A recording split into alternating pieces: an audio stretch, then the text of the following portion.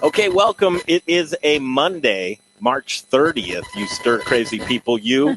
We're getting there, Greg. Rebecca, are you of sound mind right now? I am. I thankfully I am. I think being on this show is keeping me a little sane. As we shelter in place, and we embark upon day 15. Dining rooms have shut down and restaurants and bars all over the metro area. But get this, 15 out of 57 days, 42 to go. Woo. And I think I said day one, that first Monday. Buckle up and wait. It's going to get weird. You got to maintain your composure. You got to keep your eye on the prize. I know things aren't great right now, but community is really keeping me going. It's been incredible. I mean, even this weekend, I had so many people reach out to me about support. Chef Emma from the Omni, I connected her with Kevin, with friends and family. We've got some food moving to get people some meals. Just the sense of community is huge right now. So That's the thing that's motivating me. We're going to check in Chef's kitchens this afternoon. Yeah. Jesus Silva is going to let us get a peek inside of his kitchen as well.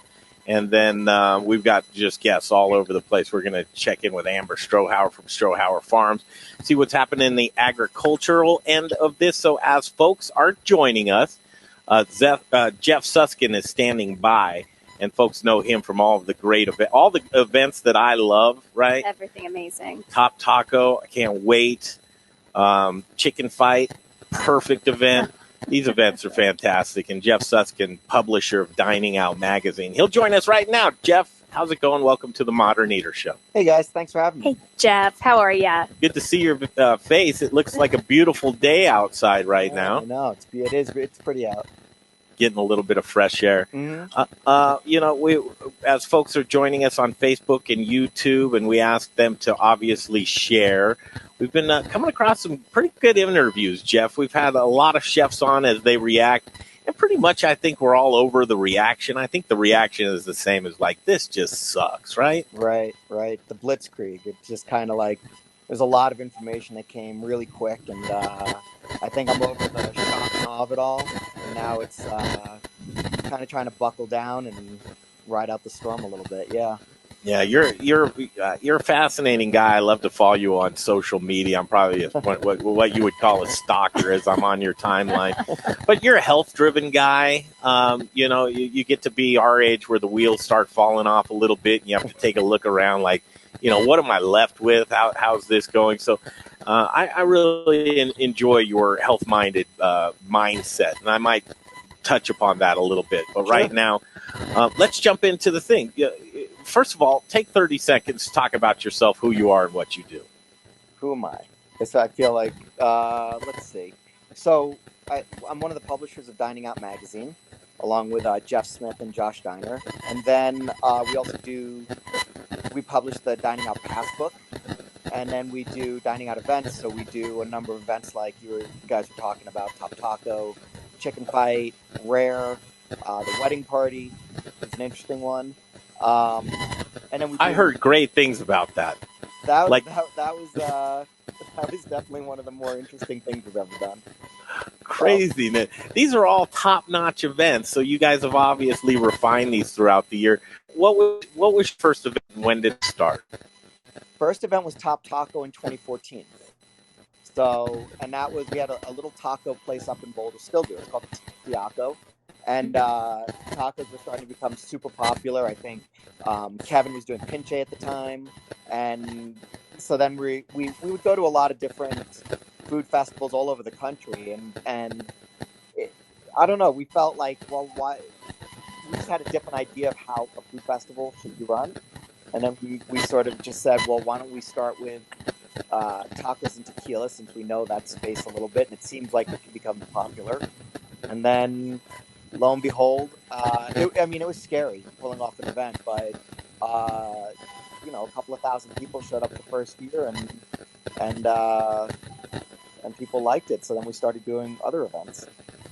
Yeah, events are really interesting because just the smallest thing can go wrong, right? Whether it be weather or liability or somebody acting up or just, not having the continuity that you would want. Just the smallest things can put a bad taste into people's mouth to where, once you get that viral taste of people upset about an event, and I'm sure you know other taco events that I might be talking about.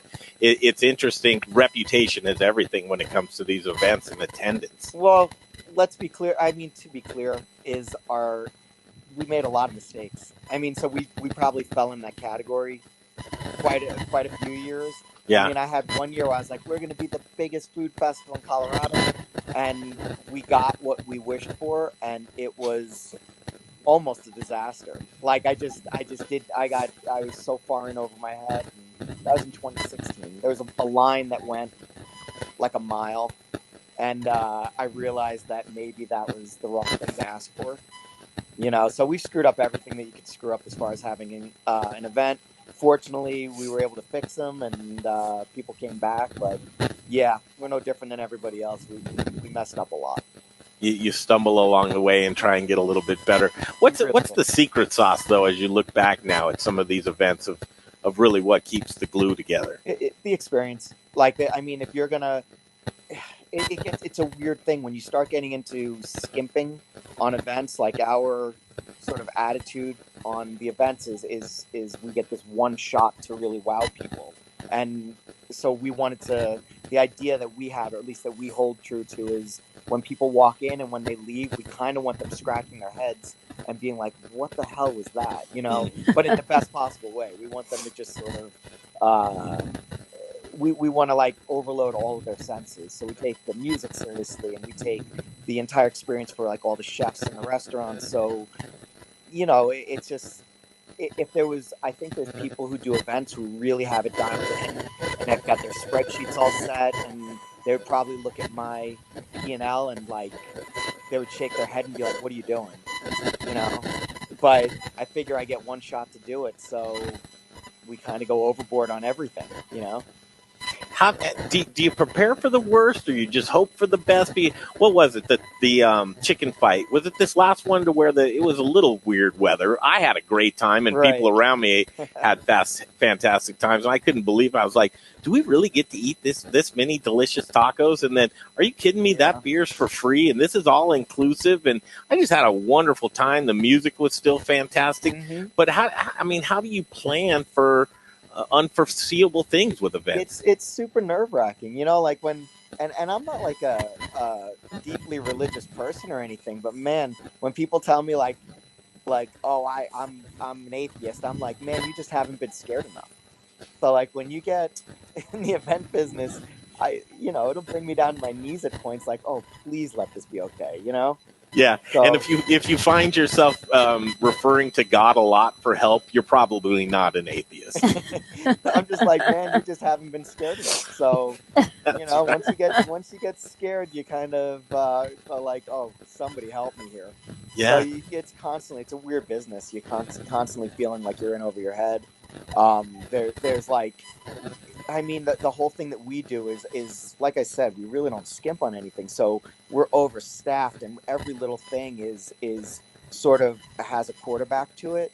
But once it doesn't matter, it's kind of like, how far can we get to by 2:00 day of, you know? Because from 2:00 to 6:00 or 5:00, it's organized chaos, and we're counting on everybody, you know, we're counting on 100 vendors and restaurants to all kind of do their part.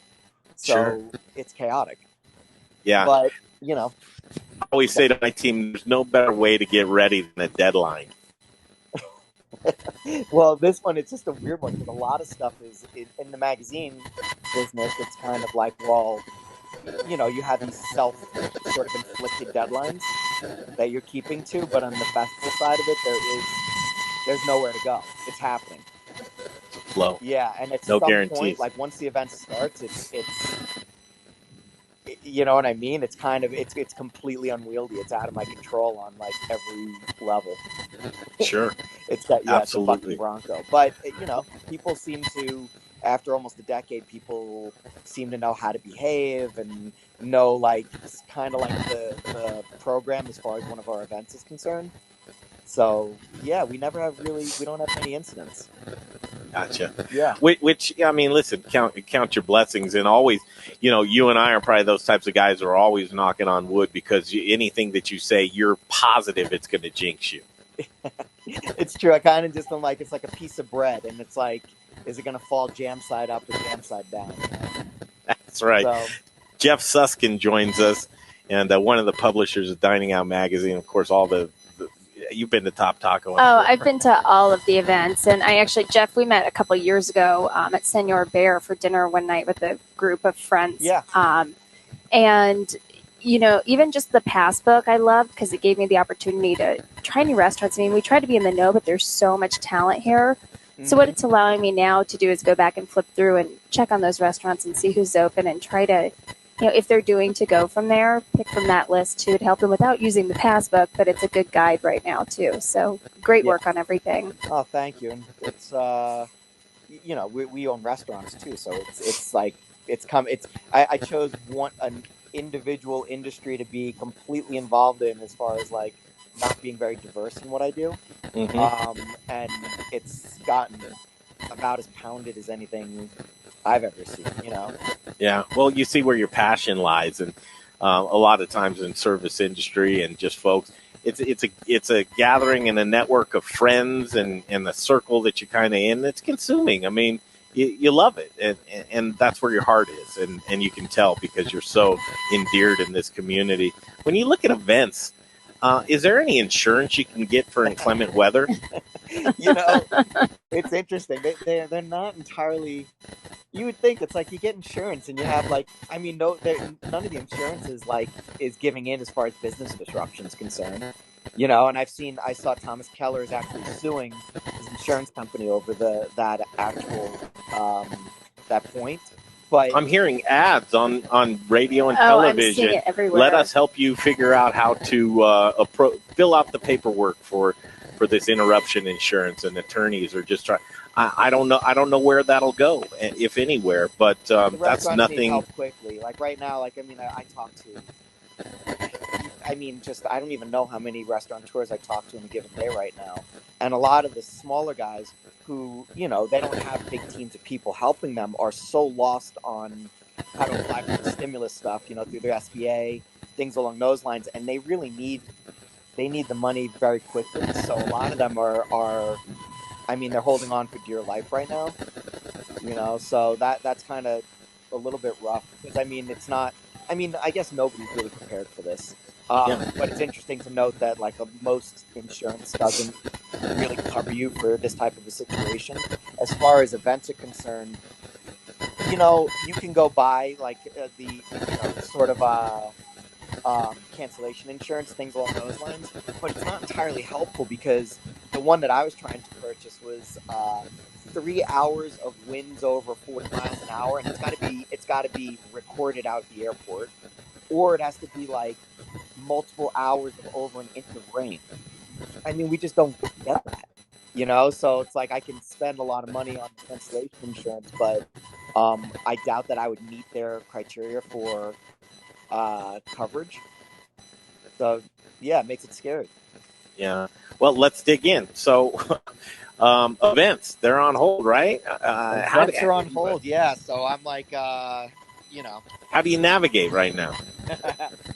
I saw pre-release of, and you were stoked. I think it was a month ago. It's here's pre-release of Top Taco, and this is what you get, and that's the great way with events is to try and get people to buy early. Obviously, just the prospect of buying anything early right now, whether it be a concert or a sporting event or anything else, even if the floodgates were open back up, when they say May 11th to be able to head back into restaurants. I'm not so sure. I want to take the temperature of how Americans are. Are they going to rush back into crowded situations? So, even if you had a starting point, can you plan an event with that starting point right now, Jeff? It's complicated right now because it's not so much okay, well, let's just say that it holds to what you were just saying, and May 11th is the day. So now that the restaurants aren't exactly thinking about participating in a food festival, so it doesn't matter that it's May 11th. It's they, it's almost like they have to recover from an injury. You know what I mean? So I'm gonna approach them and say, hey, you should dive right back into like the Super Bowl. Meanwhile, like they have, Right. you know what I mean? They're coming off of knee surgery. Well, Right. they're not going to have staff. I mean, that's the thing. You've got to start getting either, the staff that you furloughed, essentially getting them back on track, or starting to recruit and rehire. So it's not like you can just jump back into this. And an event is a very strategic, planning process. So So I'm in a tough position if if that answers your question. It's like, and so the good news is I work with the restaurants in a big way. Like we do things that I don't think many festivals do. I cover all their food costs. I cover their equipment.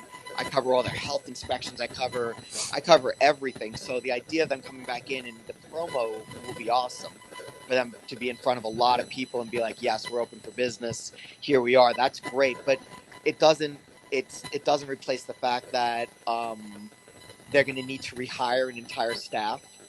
Who knows what goes on with that? It's still labor cost. Things along those lines. So I'll do whatever I can to help them, but I think I'm having to delay some of the events and push back into the summer. And even then, like May 11th isn't like written in stone. I mean, I have no clue how to answer these questions right now. But like, well, you're probably internally. These are topics with you and your team right now, right? Again, yeah, we're a little bit paralyzed. I mean, the thing we're doing right now is trying to promote the restaurants best we can and keep them in business however we can help. But as far as what does that mean for this season of festivals, I would say like it puts us in a tough position. I think that we're probably better, in a better place to like pull off a festival just because I got a solid team. We have great restaurants and we have people that are very happy with us. And like ticket sales would probably be somewhat robust, but it doesn't sort of satisfy some of the stuff as far as like a restaurant. I mean, it's a luxury for a restaurant to focus on marketing. It's a luxury for them to focus on PR, public relations of any sort, which would be outreach in an event. And I just wonder about like where that luxury falls in the short term. And by short term, I mean, this summer. Yeah. And perception means a lot too. You don't want to launch a campaign. It's like, man, Jeff, what are you so insensitive? You're already trying to put people's gatherings and events together. There's a little bit of that you have to keep in mind as well. It's true. It's like, I mean, like I said, I think it puts my back up against the wall probably more so than like when this opens back up, I think people are going to rush to restaurants because I think it's like, it's the thing that makes people feel so good, the socializing, the discussions, the food, everything that they do in restaurants. I think people are going to come back in droves. Now, as far as an event goes, I think it's putting a lot of people into limited space. I think it's again, it puts me in probably a tougher position, I think, than other businesses. I would fully agree, and that's why I wanted to have this conversation. I was hoping you'd disagree and you would tell me, no. Yeah, go for it. Yeah, and I think, in its time, I think the time will present itself to you, Jeff. I think you'll know that this is the right time. See, now you're just trying to make me feel better. No, well, listen, with that in mind and navigating new roads, it's like, first of all, this is an extreme, but this is the example I want to use. We're not going to do Top Taco on Zoom to where everybody's at home eating a taco, right? No. That's not going to happen. If that wouldn't be fun. But with the lessons that we're learning today, and as far as gathering and events, how will you have like washing stations? Is this going to change the climate of events for you? Like I said, I think for a different event, it might. But I do some weird stuff. So Jackson Lamb, the head of hospitality at Metro State. Yeah. So with him, we devised this thing. I internally, I hired like a dozen of my own inspectors to be checking. So I had done it so that restaurants, A, wouldn't get fined by the health department, but B, was that we would run a safe festival and nobody would ever have a problem. So there's some things I already do internally. Like I already put out all of the hand sanitizers everywhere. I take care of all of health department stuff for all the restaurants. And I have like an entire crack team of a dozen of my own internal inspectors. So I spend the money on that already. But the thing is will people be freaked out? I mean, sporting events are it's the same situation that I face is putting, like I said, a lot of people in a limited amount of space. So, I mean, if people go back to sporting events, then I don't see why I would have a problem. I just think it's going to be that the green light on, I think it's going to either take that people, there's some type of a treatment, there's some type of a cure, or the spread is just like down to zero, the summer months of year. Sure. But even still, then people I think are going to be pretty, they could potentially be very gun shy about putting themselves in some type of, communal situation. So are you on hold? Are you postponing? Are you leaving things the way that they are and just kind of going to ground? We're going to move. Chicken Fight's going to end up moving to mid-August. The wedding party for this season, we're going to have to delay it till 2021, just because there's not many people thinking about handling a wedding at this point, and I think it's unfair to do to anybody. So we're going to back that up to 2021. I would move Chicken Fight from May 21st to August 13th. So that's something that we're working on now. The one I'm probably the most concerned about is June 25th late enough for Top Taco. So that's sort of the big talk, because that kind of falls into a very gray area. And then what's going to happen, you can just find every event is going to be like August and September. I got a new event for you, man. Oh, yeah? What's that? There's going to be a lot of babies in December, man. Baby shower. I'm one of them. Well, I'm expecting a baby on July 4th. Congratulations. Yeah. So that's people are making babies right now, dude. You are right about that. They'll be proud of that. This shelter in placing there's a new term going on, and we'll just save that. But right. That might be one. I love the ideas and creativeness. Speaking of throwing you ideas, are there anything in gestation right now? I'm sure there's a big planning period going on for you right now. We had our hands full. Like, I rares on September 17th, and that was a really successful first year event last year. So we were super excited about that. I think, and then we were gonna take it to Atlanta and Florida and Miami. But I think now any type of expansion is a little bit on hold. So the only thing we're trying our best to do is see if we can maintain the events that we have for this year. I think it'll just take... I imagine there's going to be more bad news before good news, but when things turn and there's good news, then my hope is that people are excited to, do the things that make them feel... kind of free from being confined. Yeah, I mean, all of those things that we love to do, and that we love to be around each other. We like a little bit of libations and food and just great weather and vitamin D raining down on you. Yeah, I mean, those are all the wonderful things that come along. And you know what, actually, Jeff, that's something that tells us that we're normal again. So when I see that you're launching ticket sales I know that, okay, we can take a deep breath. We're coming back around the... Oh, so I'm the... You're the test. You're the litmus you're test. The temperature. Yeah. So I'm like, right now, I'm like bottom rung on the totem pole. But, I think it'd be a real shame if things don't, turn the other way and I wasn't able to sort of have a season. I'll deal with it if that's the case. And I'd be hopeful that I feel like there's enough strength and momentum behind it that people would be excited for it to come back at some point.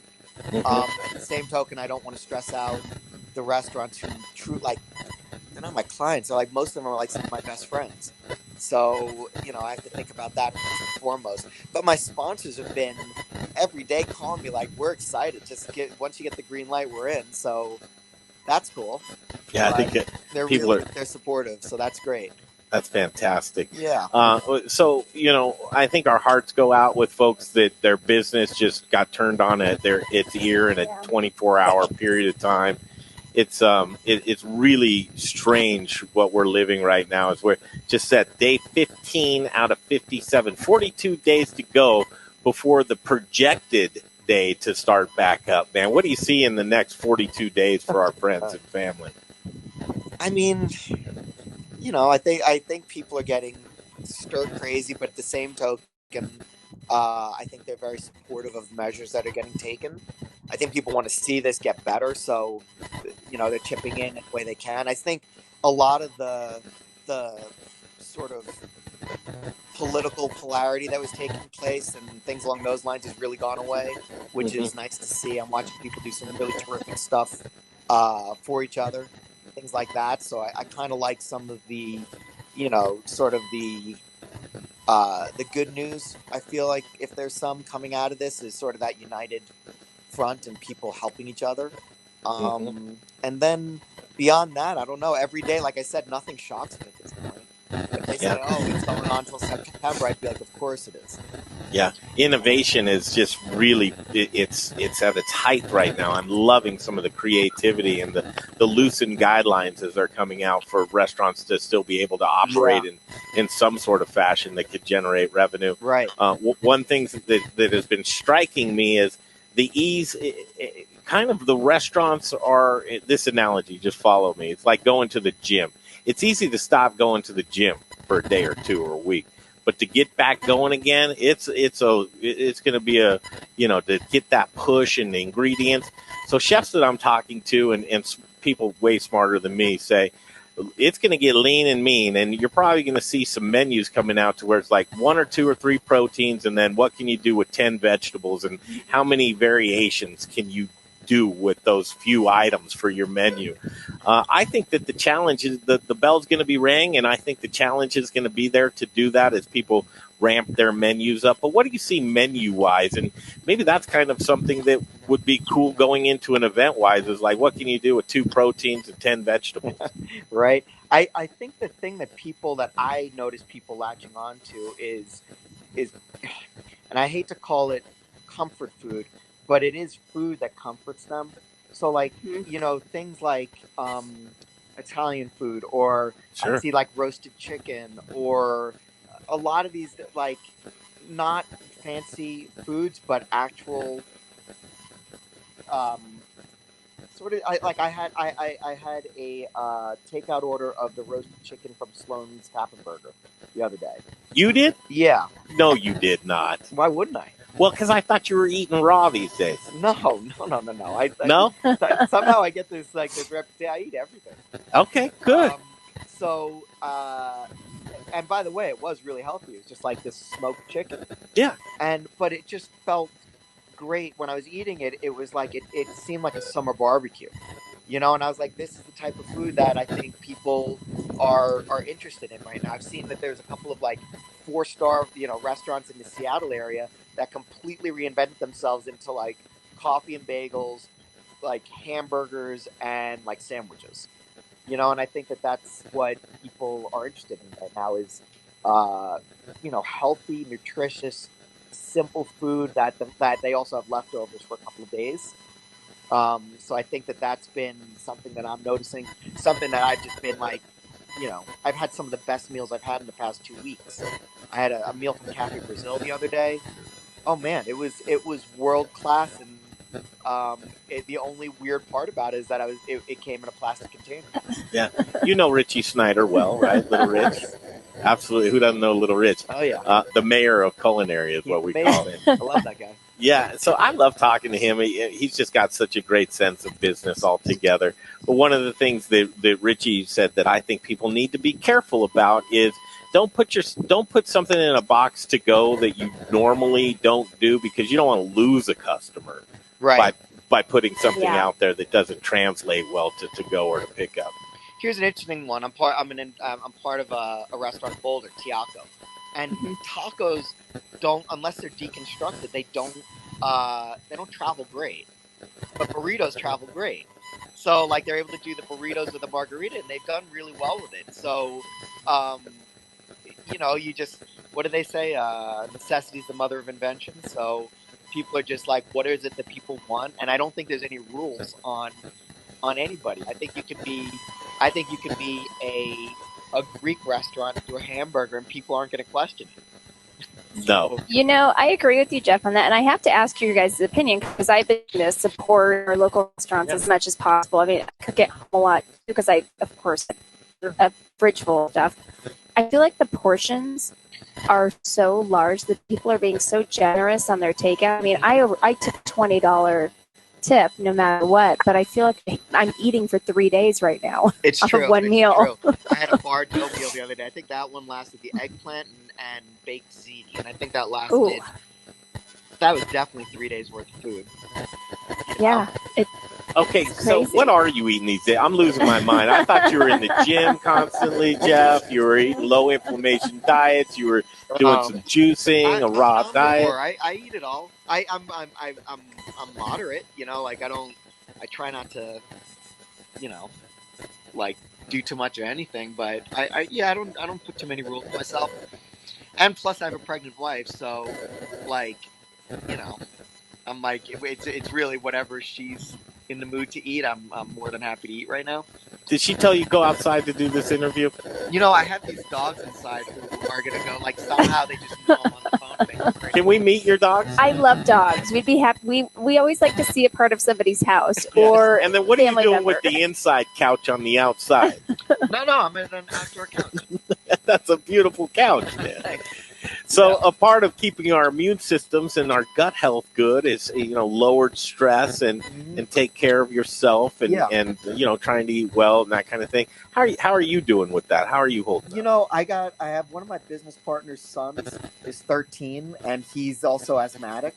So he really can't go see friends or things like that. So at 13 years old, this little kid calls me every day to do our workouts. So I have to come up with stuff and do it with him, and he kind of is kicking my butt right now.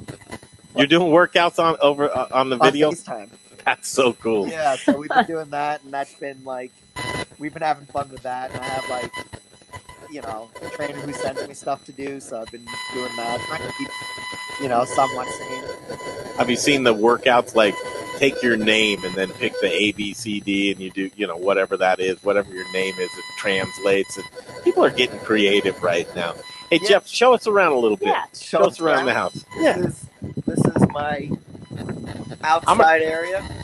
I'm going to guess where you live. Where's I don't know. I'm taking it all in. I'm just doing a kind of forensic thing right now. Where's your guess? Well, so far, you got a fence. That fence has been around for a little while, so that's not a brand new home, but the house is redone. It looks like you had to get some... Ooh, see, now that fence is... Did you put the top on that house? Did the house come with that top? This house, I think, is 2 years old. Uh-huh. It's 2 years old. Okay. Yeah. All right. Interesting. I've got some ideas. And so show me around more. Take a circle. Yeah. Yeah, circle around. As in go inside? No, well, yeah, in just a second, but I want to see the other houses around you. Oh. Yeah, to see if there's any, because those... over the fence right now. I'm Yeah, they're going kind of with, boxy. They're Lowry kind or of boxy. Stapleton. Are you going Lowry or Stapleton? Yeah. You put me. Interesting. That's you boxed me in. That's Rebecca's guess. That's right. No, I'm in Highlands. You're in Highlands. That was going to be my third guess. Yeah, your third Okay. guess. All right. I've been Highlands for 20 years. All right, let's meet these dogs. Oh, you want to see the dogs? You guys. Let's see there. Let's see. See, when he talks about the workout, I shorten my name to Becky Berry, not Rebecca. See, they hear it and they go nuts. They're going berserk. Oh yeah. So this is one of the strangest dogs ever. This is Ollie. No. Hey, let's see if we can see Ollie. This is the world's weirdest dog. Whoa, what is that dog? It's like Grinch. half lion and It's like the Grinch. Come here, Ollie. Oh my gosh. cutest looking thing I've ever That's seen. hilarious. Now, I was expecting these massive dogs with fangs coming No, out no. and drooling everywhere. Yeah, Or like that'd be- big but labs. it's either I that don't one or know. Look at this guy. This guy is. Oh, he jumps away. So, Well, our viewership is jumping up, Jeff, so other people must be interested in your dogs as well. it's all the dogs. Yeah, he's kind of like the Grinch. That's a cool Oh, looking that's dog. hilarious. What's that dog's name? This is Ollie. Hi, Ollie. Yeah. kind of a What a funny, and it's a cutie. girl, even though it looks like she smokes Marlboro Reds. Now, did you give Ollie that haircut, or is that the way that dog's hair Look, grows? if you were to make Ollie look great, Ollie it's like like the trash can kid on the Peanuts, or like the Garbage Patch Kids. It's kind of like that. Oh my Got goodness. crazy separation anxiety. Go ahead, Silver. By the way, Jeff is a badass jiu-jitsu professor. Yeah, I've done jiu-jitsu for a long time. Really? Yeah, for All right. I don't even know, 20 years. Can you do a backflip? No. Like, I can wrestle. Nobody's getting hurt right now. Yeah. Okay. I need entertainment right now. Just lack of sports, and you've seen sportscasters are like doing play-by-play with their wife and their kids. They have like these competitions. The people who can like build the towers of cups. Have you seen that? Like the speed cups. That's what they're showing right now on sports networks. What are you doing with your spare time, or do you have any? Like right now, we have a tributary marketing Golden, and it was dead, so we turned it into a farmer's market grocery store. So I'm a grocery clerk. So I saw Growers Organic is one of your sponsors. So they've been delivering us. So we make these vegetable baskets every day, and River Bear Meats has been giving us all these meats. So we've been making these, like all sort. Like we have all the stuff that the grocery stores don't have, like rice and beans, homemade pasta sauce and pastas. Lots of great produce, flour, sugar, toilet paper.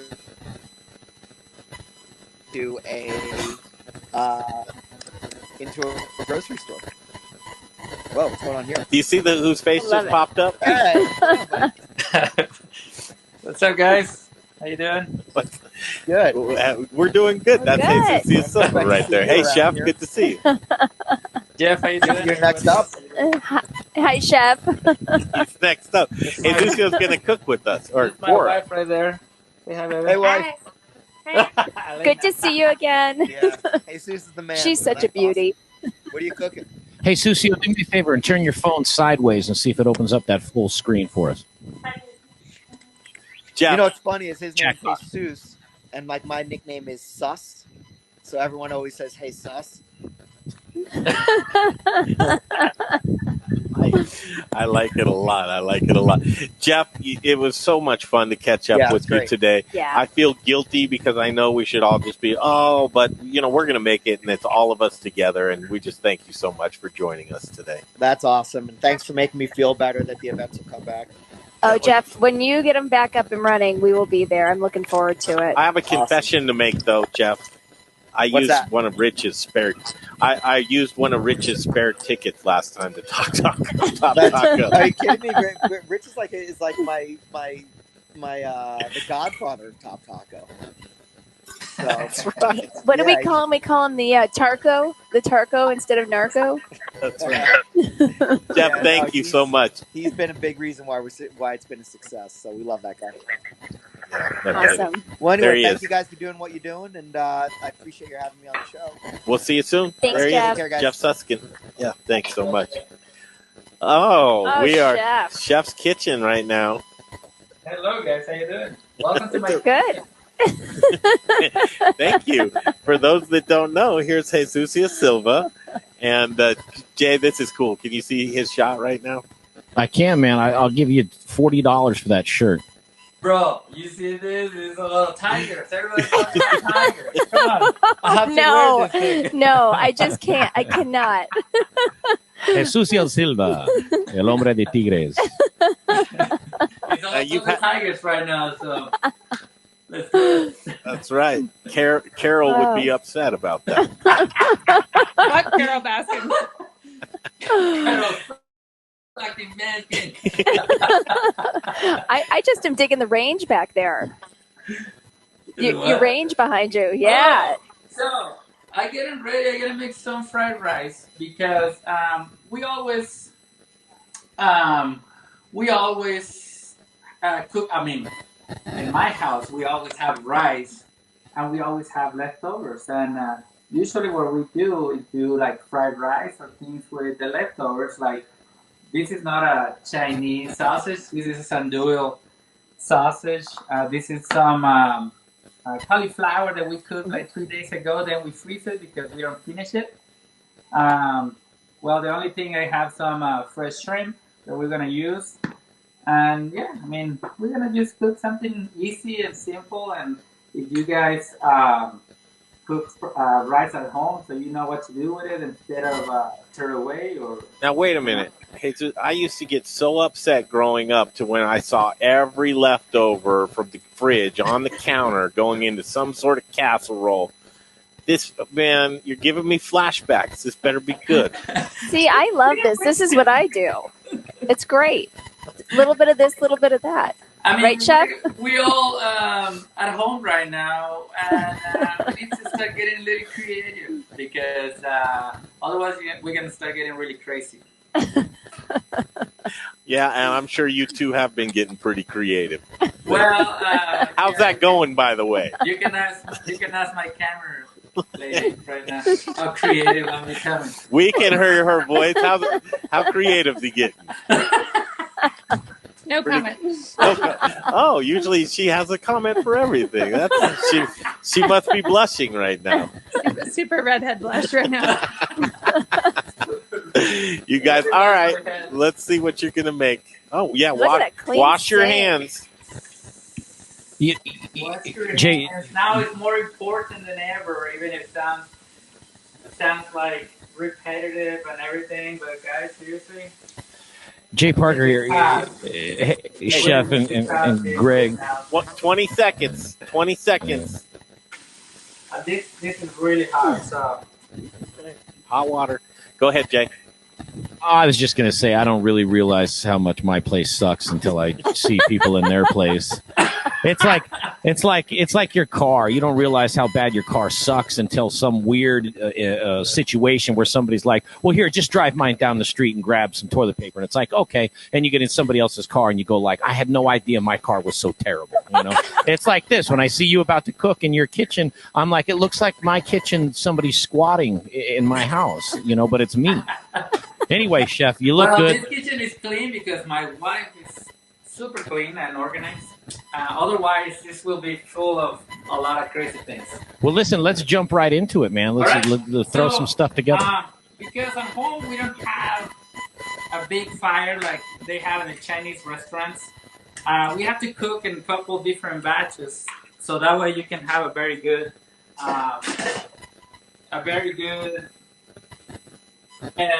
product at the end. If you cook everything in one batch because you don't have enough fire, you probably end it with a watery kind of fried rice, and you don't want that. So I'm gonna start cooking some eggs. Maybe you wanna come close and use some fire here. You're making fried rice, guaranteed. That's what I'm doing, fried rice. A good fried rice. I'm gonna use some oil for the eggs. You take nice, good care of your woks there. I like that. Beautiful. Trying to. Those things are a little hard to keep nice and useful. So when you do this, you really want your woks to be very high. So patience is the key for this game.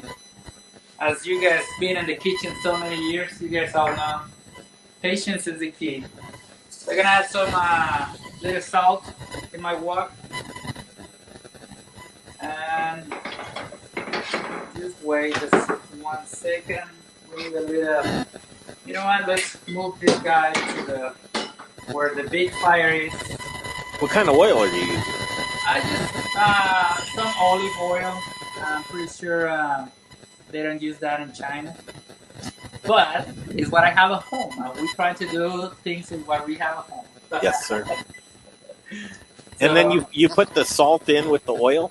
I put a little salt so that way it doesn't stick in the wok. If I didn't know that. The little salt, it will give a little extra coat. I want to say, I don't know. Or it works for me. I'm pretty sure a lot of chefs out there say like. But it worked for me. Maybe you want to look at this? Sure. So this is some of the eggs. Pretty fast. I'm gonna try to do this fast as I can. Yeah. Because I know you guys wanna No, we'll have more fun with something else. Oh, no, I love this because it gives me other ideas. I love to cook at home. I call it like a garbage stew sometimes, so I love seeing what you're doing. Well, fried rice, I think it's so easy, especially if you have a lot of your ingredients at home, and a good wok is never expensive, so don't feel bad to spend some money in the wok. Actually, they're very cheap. If you go to the Chinese store, you will find it very cheap. So you guys see, I just take out the eggs, so that way I can work with something else. And because we don't have a lot of fire, we're gonna cook this in different batches. Gonna add a little bit more oil. Now, how done were those eggs, Chef? Did you leave them a little runny?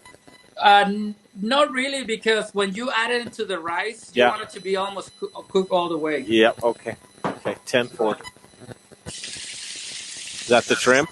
That's the shrimp. I'm gonna add some of the whole thing of the andouille sausage. So you guys are gonna eat dinner early tonight.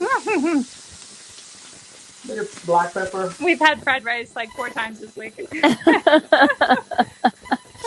See, it's so Mexican of us making fried rice.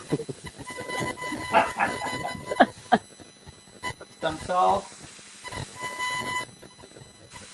Bit of onion salt, just to give a little extra. So in this other one, we're gonna start cooking the rice. You want this guy, you see all the smoke is coming out? Oh, yeah. So you want it very, very hot. And look, I cook fresh rice, but it's not because I'm gonna use it right now. This one, usually when you don't eat it, you put it away in the fridge. And when it's cold, it's easy because now it's gonna fall apart.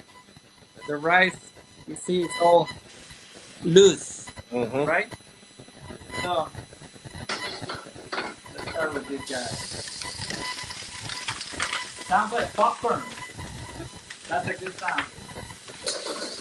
See, I like doing the fried rice end because I feel like you can't really mess that up, Chef. Is that, unless you're not paying attention, just to heat that up in a hot wok. Right, I'm distracting him. I'm actually naked right now.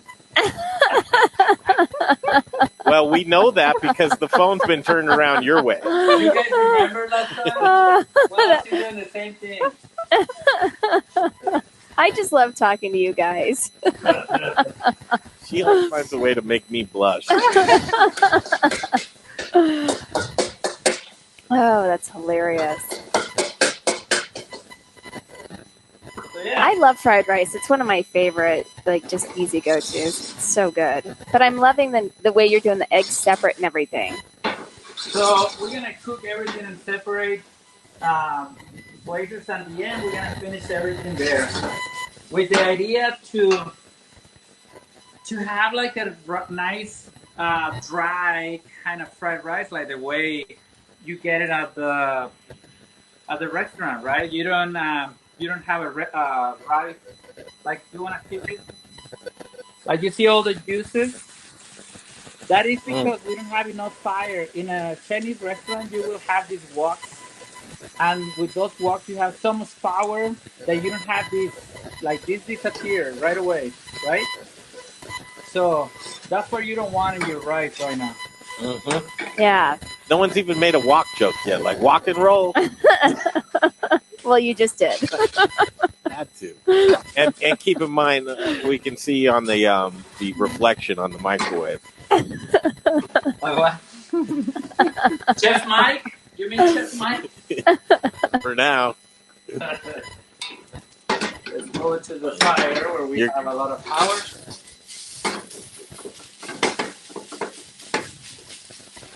Man, I'm getting hungry. And in the other wok, we're just gonna cook our vegetables a little bit. Those are, like I say, vegetables that we use for something else. Right now, we're just gonna heat them up. They're all cooked already. They were in the freezer. Like I say, we use them for something else. That's the idea right now. You try to use all your whatever you have on your fridge to do something like this. You don't have to be fancy, but you can eat well too. I mean, you don't have to be fancy, but it's nice. You know, nothing wrong with that, and have some fun. So I'm not seeing you throw any teriyaki in with that shrimp yet, or now, or what? Where are you gonna? Are you gonna sauce it up or no? At the end, because we want those flavors to be bright. I don't like to cook too much those sauces. Like I say, I don't want juices right now. The juice is gonna come at the end, and it's gonna make this very, very, very good. Sound familiar, Elena? Oh yeah.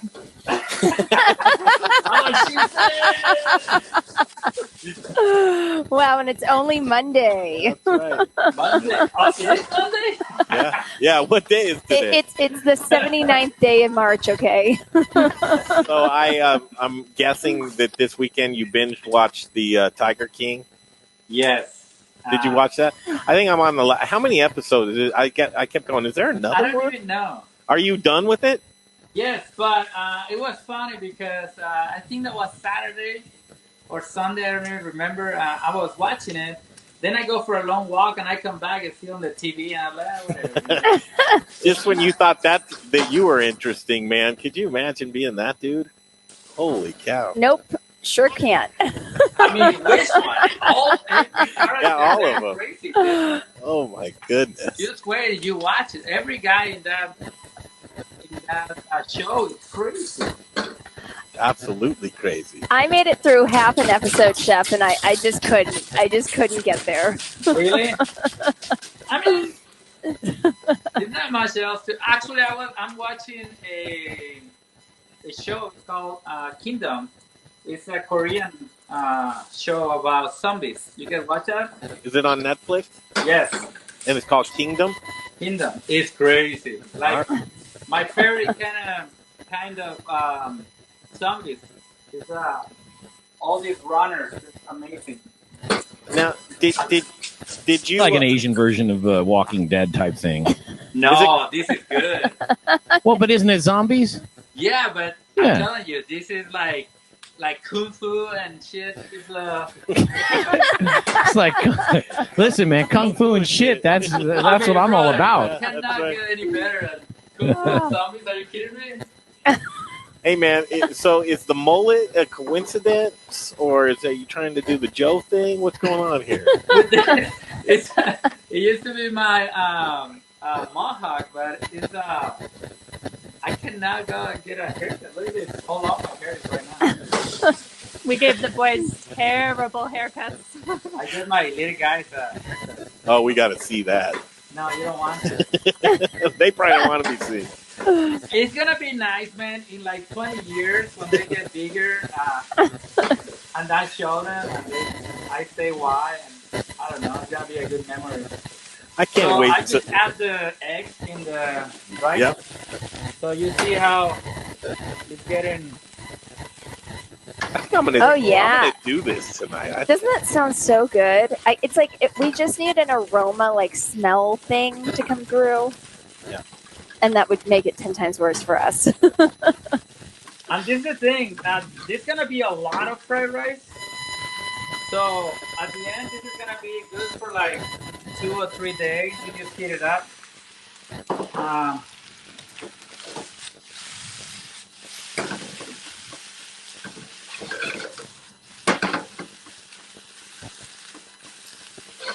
Two or 3 days. Did you cringe at that, Elena?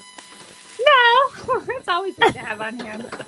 Jesus has been making curries, and we made kimchi jjigae the other night. And Ooh. it's funny. I see everyone is talking about like carb loading on Facebook. Everyone's making focaccia and Italian.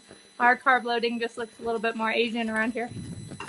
Even if we're Mexicans. Yeah. Do you cook at all? I've been cooking a little bit. I cook a lot for the boys. Gotcha.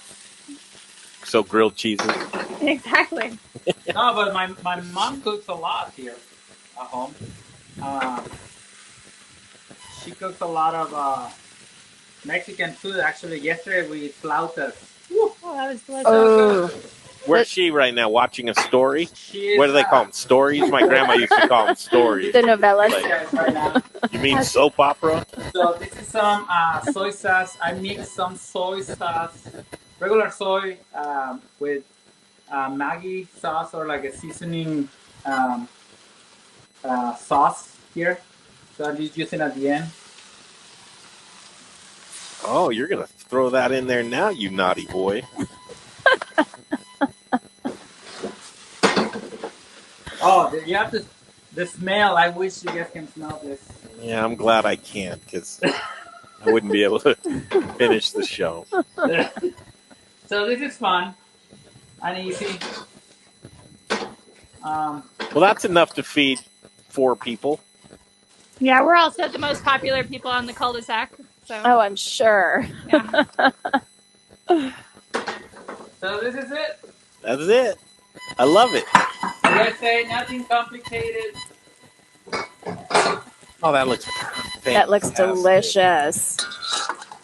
So, okay, you got that. So what's for dinner? That's just a side, isn't it? This is one side for the dinner. Oh, now you put the shrimp in there, don't you? The shrimp is already there with. Oh, the shrimp. Yeah, he was mixing it with the Pay attention, sausage. Greg. Yeah. Yeah, that's beautiful. All right, I feel like we have to just like excuse ourselves now because you want to eat dinner. Hey, let's. I want to check the dish out there. Hey, chef, it's Jay. But then I also want to open up that fridge and see what's going on in there. You don't want to open that fridge, but let's do it. Yeah, I want to see what's in I there. bet that thing's ready to go. Oh, look, this is from yesterday, the flautas. Ooh. I love flautas too. They're so good. We have to cook some more later. Oh my goodness. Yeah, that's not a bad house to be quarantined in right there. Yeah, I mean, I've got a pretty good situation at home, but I want to be in that My neighborhood. mom made some flour tortillas 2 days ago. She made those? Yeah. Oh, sweet. Little Rich is getting a run for money right there. Well, look, Little Rich, I have some of yours. Of course you do. Tortillas.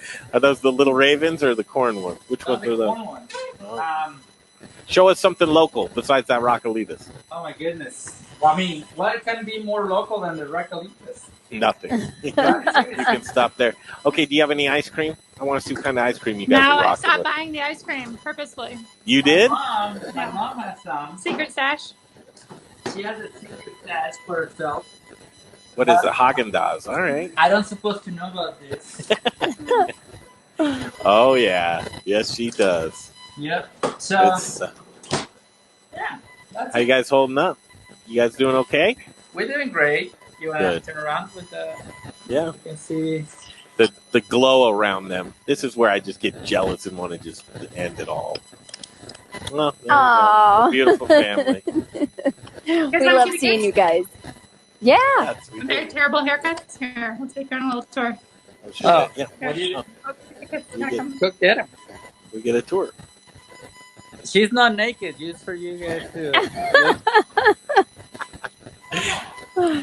Mommy. Your phone is just sideways. Not that I'm complaining. There we go. Oh, perfect. Wow, this is like the Beverly Hillbillies, the Clampets. This is Cribs. Holy cow. This is I don't know if you can see this picture from our wedding. Yes. Oh, that's beautiful. Actually, I don't know how she said yes, but she said yes. Maro. Hola. What? What's up, man? They did get you, didn't they? Oh man, you're too young to know. Oh, they got you too, didn't they? They got you too. Oh man, all How right. sweet. What a beautiful family. That's Thank right. you. All right. Thank you. I'll see you guys All right, later. guys. Thank you much. Oh, you're getting rid of us now, huh? We were just getting going. No. I don't know. Whatever you want to I don't know. Yeah, what else do you want to see? What's the most interesting thing in the house? Your cookbooks. My wife. Yeah, well, probably. Look at that overlook there. I'm telling you, we should start doing the Modern Eater Goes Cribs. I know. So, hey, Susie, I just want to see the chair you chill out in. Like, where's the king chair? It's not such a. I don't have one, but let me show you some of my cookbooks. Everybody has cookbooks, I'm pretty sure, and Wow. them. Everybody likes to read, I'm pretty sure, and this time is the perfect time. Man, this house is organized and clean. I didn't think you guys could get any better, and it just keeps getting better. Could you disappoint me somehow, some way? I don't know. Oh, no, You can try. There's no way. You guys are amazing. Thanks for letting us into your house. Interesting dog. We have Look at that dog. We have a Mexican hairless dog. It doesn't have Hey, any. oh, it's alive. All right. Yeah. I thought, look at our dead couch dog.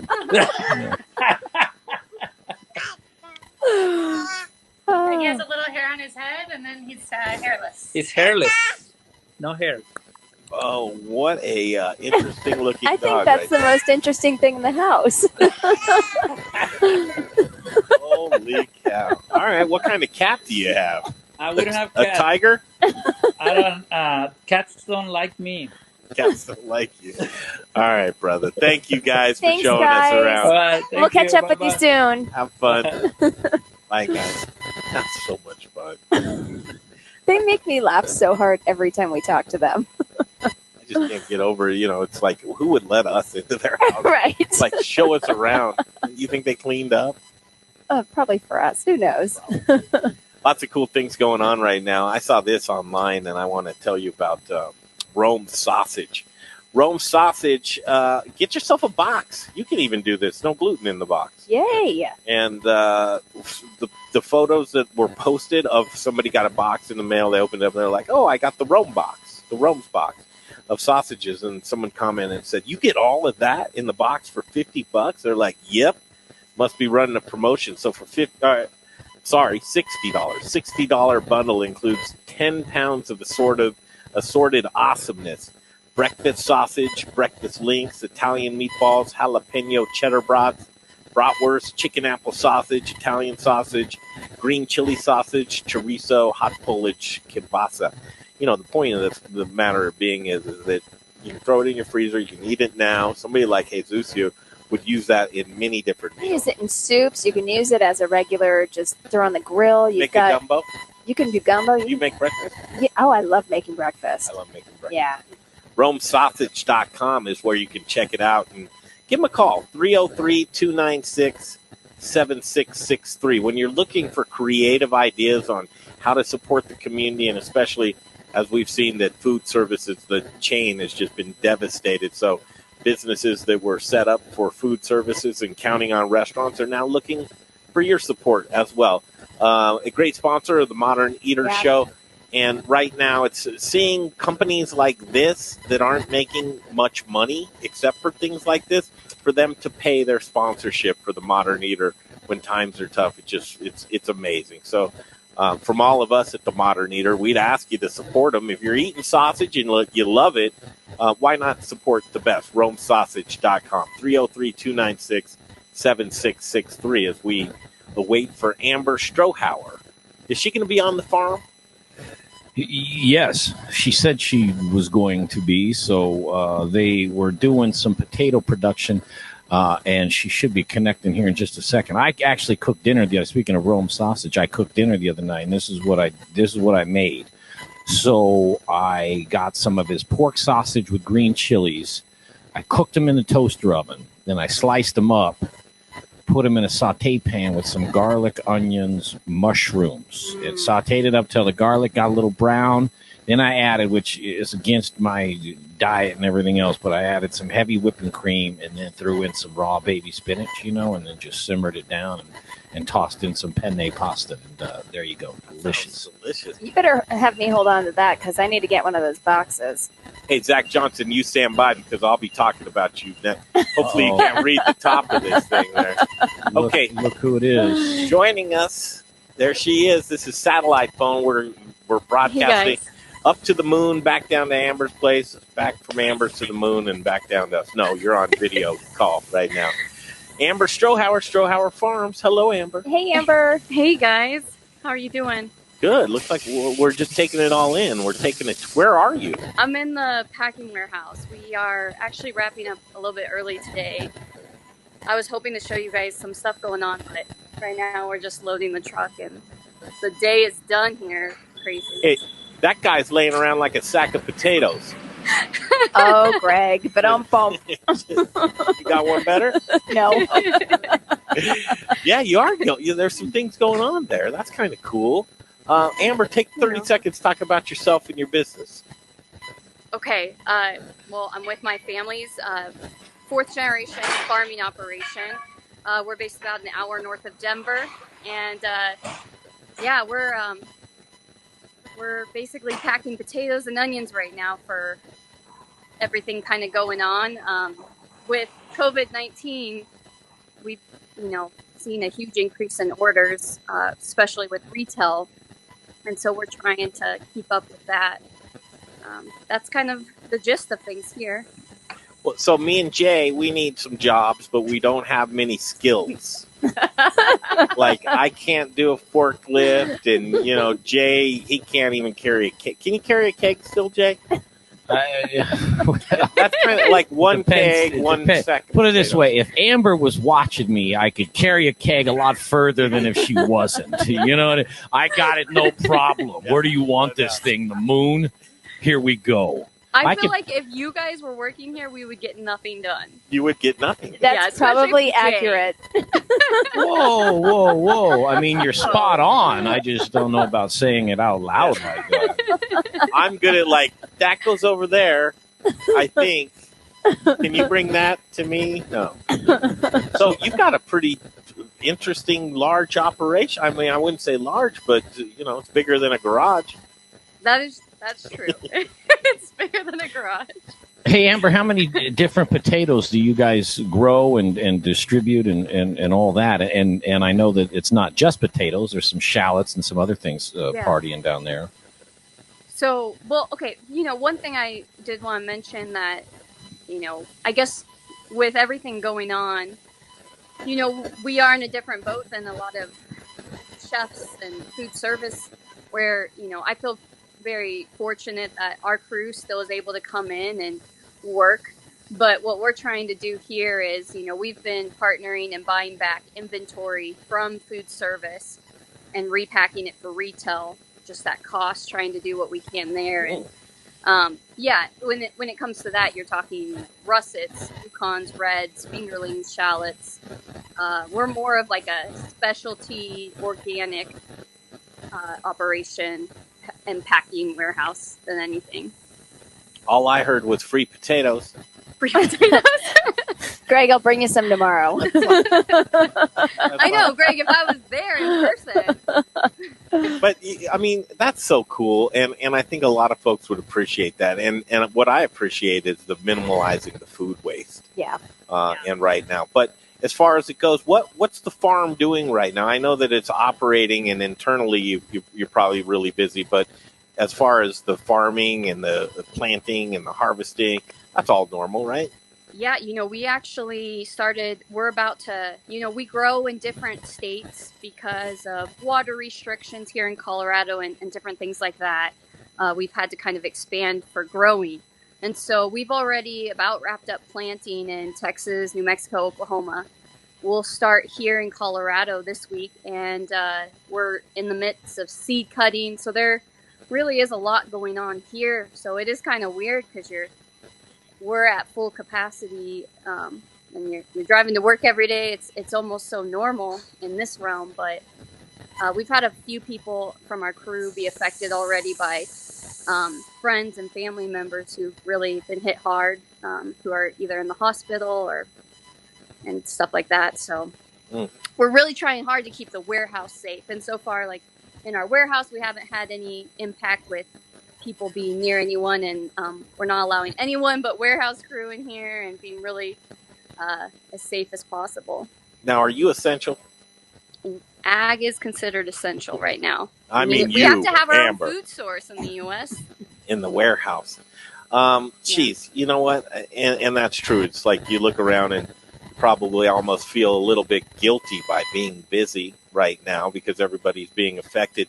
But there are ways that people are pivoting and trying to keep that chain alive. Are you going more retail? Is your structure built with retail?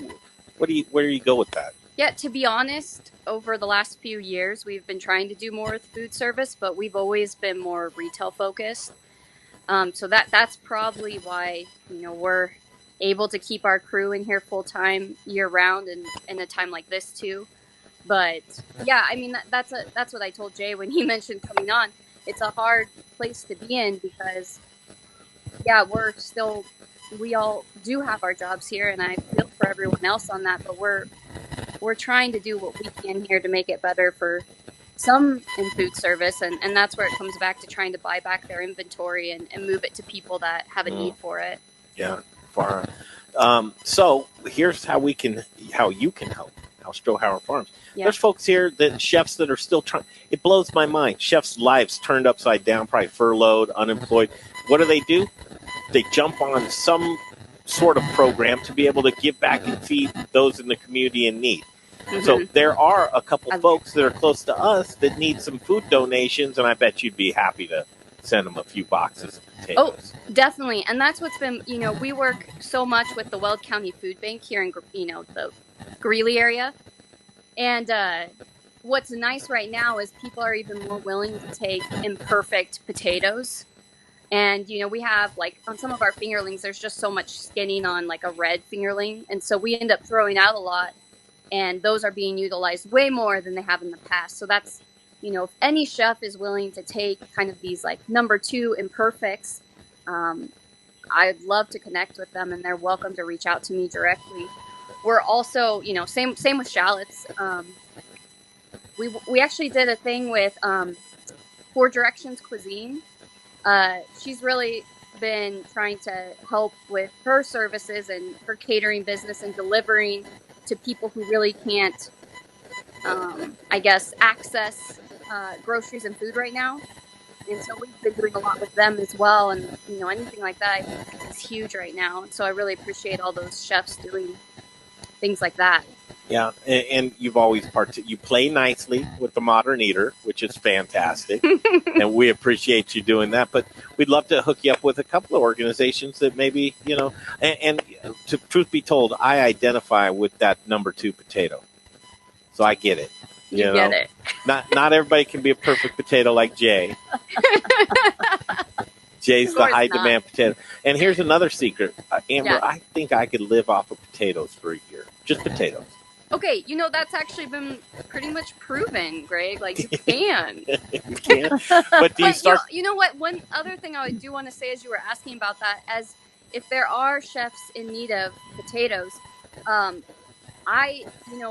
during all of this, I've really been trying to increase fingerling potato kind of knowledge and awareness because that's the highest volume of potatoes we have.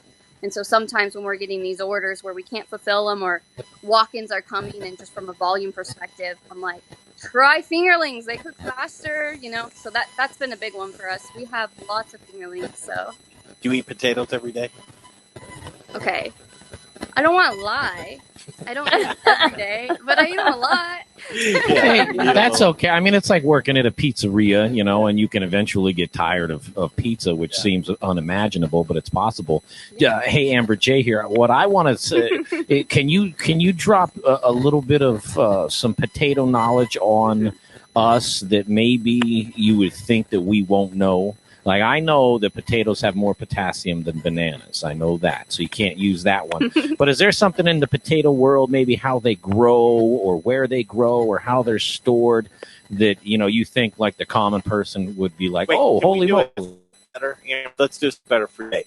Give him a fact and ask him if it's true or false. I don't even think he'd know. Okay, so just make something up or tell a fact, and let's see if Jay knows. Yeah. Is there any potato that grows on a tree? Jay. Okay, yes, I love it. Any potato that grows on a tree. Jay. Oh my god. No. Yes or no? No, Yeah, yes, well, that no. right off the All right, bat, I can you got answer that? down. Now I'm saying no to that. Ah, you're wrong. Am I? No, just kidding. I mean, because listen, I'll be the first to admit. What do I say? What's my saying? I'm smart enough to know how stupid I am, right? So, my initial answer to that question is no. But if you somehow go like, well, let me tell you about it, then I'd go, okay. It kills me how Jay can make Amber laugh. So it's like a competition of who can get her to laugh, like we do with you too, Rebecca. It's like who can be These funny. guys. Yeah. I know. See what? Last time you were in, I think it was last time you were in studio. You were playing interviewee with me too, and those were the good old days. But They'll be back. they'll be back. But no, it definitely is. It's a fun day. All right, lay something on me. Yeah, let's let her answer. See if I know. Are we doing our potato facts? Yeah. Well, okay. Make something up or make it true, and I'll see if I know if you're messing with me. Well, can we do the first one just all about? I mean, Jay, are there any potatoes that grow on a tree? No, we already did that one. Well, okay. Wait, unless you tell me I'm wrong. Because a lot of people, when I say bananas, because in potato world, you can just say bananas. Those are banana fingerling potatoes. Okay. Just want to clarify. There are no bananas grown in Colorado. You'd be surprised how many people don't know that. This world, not so much. And so you're saying you have a fingerling potato that is called a banana fingerling. Yeah. It's like the most well-known fingerling potato. So. Well, everybody knows that, sure. Sure. Yeah. Come okay. on, bring us something hard. Let's see. Jay, potatoes have been around for 2,000 years. 2,000? I'd say it'd be way longer than that. Good job. Yes. Yeah. I mean, you're going back to Peruvian times, like 4,000 at least. That was so easy, Amber. Yeah. Okay. Okay. Let's give him something difficult. Man. Oh. Let's see. Potatoes. I don't know. We talk about potatoes every time I'm on. What have we not discussed? Back in the day, there was only one potato, and it was brown. What do you mean back in the day? Like Friday? No. Every potato came from one potato. Every potato came from one style, one variety. Well, I mean, is it like the chicken before the egg type thing? This is Jay facts here, because I've actually never heard that theory. I'm not saying you're wrong. I mean, I don't know what the question is. I mean, I would think that everything on Earth it started somewhere, but then that's a lot deeper argument because then it's like, well, if it started as one potato, I mean, that gets into religion and what do you think created Earth and potatoes and dirt? Here's one. Jay, have you ever made a marijuana pipe out of a potato? I like this one. No, I have not. You have not? I have. Okay. I've never made a pipe out of anything edible. Not even an apple? No. I mean, I know the apple thing. I saw it on TV. Amber, have you ever used a potato for anything other than cooking and eating? I'm not going to answer this question. Like you've never. I've held the door open before when I've carried in groceries. I made a light bulb. Potatoes. I made a light bulb out of a potato once. You Oh, never did cool. that in science? I never did that one. All right. See? I went to a weird school. You didn't have to take science. You didn't? You could choose what you wanted to take. So I took PE and choir for the most part. That's why I work on a farm now. Well, sing us a song about potatoes. Oh my goodness. I've accidentally grown another bushel of potatoes out of a bushel of potatoes. Oh my gosh. But that's just because I forgot it was there.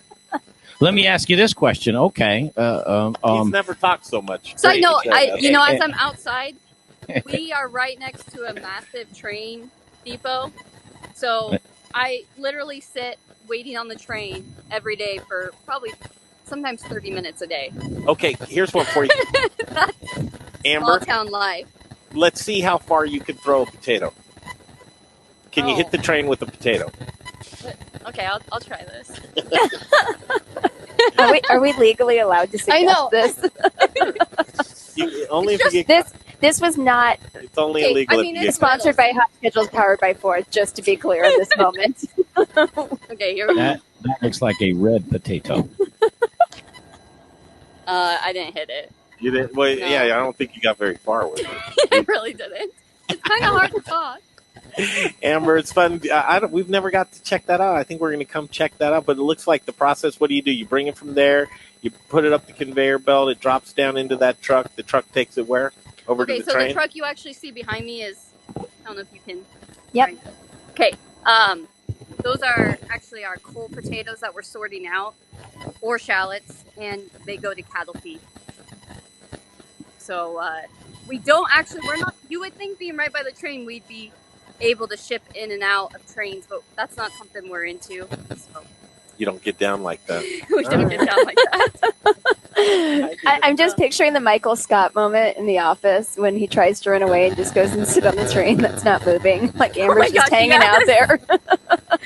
Oh, you should so do that with like a TikTok. That would be so funny. Amber, do you have a TikTok? Okay. No, and I really want to get on the bandwagon, but Can you dance? Of course you can. Can I dance? Yeah. I know you can. Which football team were you a cheerleader? Tennessee I Titans? danced since then. I'm dancing now salsa and bachata. I'm just saying, I've continued my dancing. Could you spike our viewership and just put the phone down and give us a little bit of that, if you would? Show us how that looks. Come on. So dumb. Can you do it? No. Please. I'll beg. I want to see. We all want to see something. We should one night have like a Latin night on the Modern Eater, and then you could have some salsa dancing. Okay. With tequila. Sounds fair. I would need some tequila. So Zach Johnston says, Jay, when you're at the beach, you're supposed to put the potato in the front of the Speedo, not the back. Oh my God. That's another use for potatoes, for sure. Well, and you're not supposed to use a fingerling. You got to get something else, too. My bad. That was my bad. I was supposed to make it better, not worse. Got it. Yeah. Duly noted. Yeah, don't use a golf pencil. That's the wrong direction. Sorry, this interview just took this turn, Amber. Amber, it's not my fault, I promise. It's her fault. Sponsored by Hot Schedule, brought to you by Ford. Thank you. This programming. I love it. You're always a good sport, and right now it's friends and coming together and being creative and innovative. And I'm thinking that's how we're getting through the days right now. So it meant a lot for us to peek into the farm. Thanks for giving us a good laugh. I think everybody needs it right now, and to kick off the week like that, because we don't know what news we'll get tomorrow or the day after. So thank you so much for just tolerating us. Thank you guys for all you're doing. I think coming on the show every day like this has been amazing, and we here appreciate you guys and everything you're doing. So we'll get them number 2s ready. Yeah, seriously. I mean, please, people are welcome to reach out directly, and I'd love to help where we can. And okay, give your cell phone. Yeah, because I'll put you in touch with Kevin. Actually, shoot me an email, rebecca.berry@forth.com. I'll get you connected. Okay, great. And then awesome. I guess anyone out there, it's just amber@strohauerfarms.com. Oh, I can do that. Yes. Amber@strohauerfarms.com. This is how you spell Strohauer. I'm looking at it, so I'm okay. I didn't see that. Can you do it again? Like for real? Amber at Strohauer Farms, correct? Hold on. I want to show Amber something. Hold on a second. Oh no. Oh no. I always get nervous. Oh, look at that. No, well, okay. Colorado potatoes, nice. Oh, we're not the Family Valley, Jay. Jay, I need to get you one of these. Yeah, his intentions were good. Yeah, he meant well. He did mean well. It's the little things that count. We're taking it day by day. What's wrong? It's potatoes. What is it? The wrong potatoes? There are different. San Luis Valley, man. Well, yeah. I know, but it's Colorado potatoes, though. That's all. I agree. All right, we'll see you down the road. Thanks, Amber. Amber, I'll shoot you an email. Okay, thanks so much. Good. Bye, guys. Bye. Thank you. Oh, there you go. There you go. Yeah. Live. Okay, Zach Johnston, the Spice Guy. Hey, Zach, how are you? Can you read that? What would you like me to do to you? The Spice Guy is still Colorado's favorite spice company. How could he not? Hell, he must be America's favorite spice company.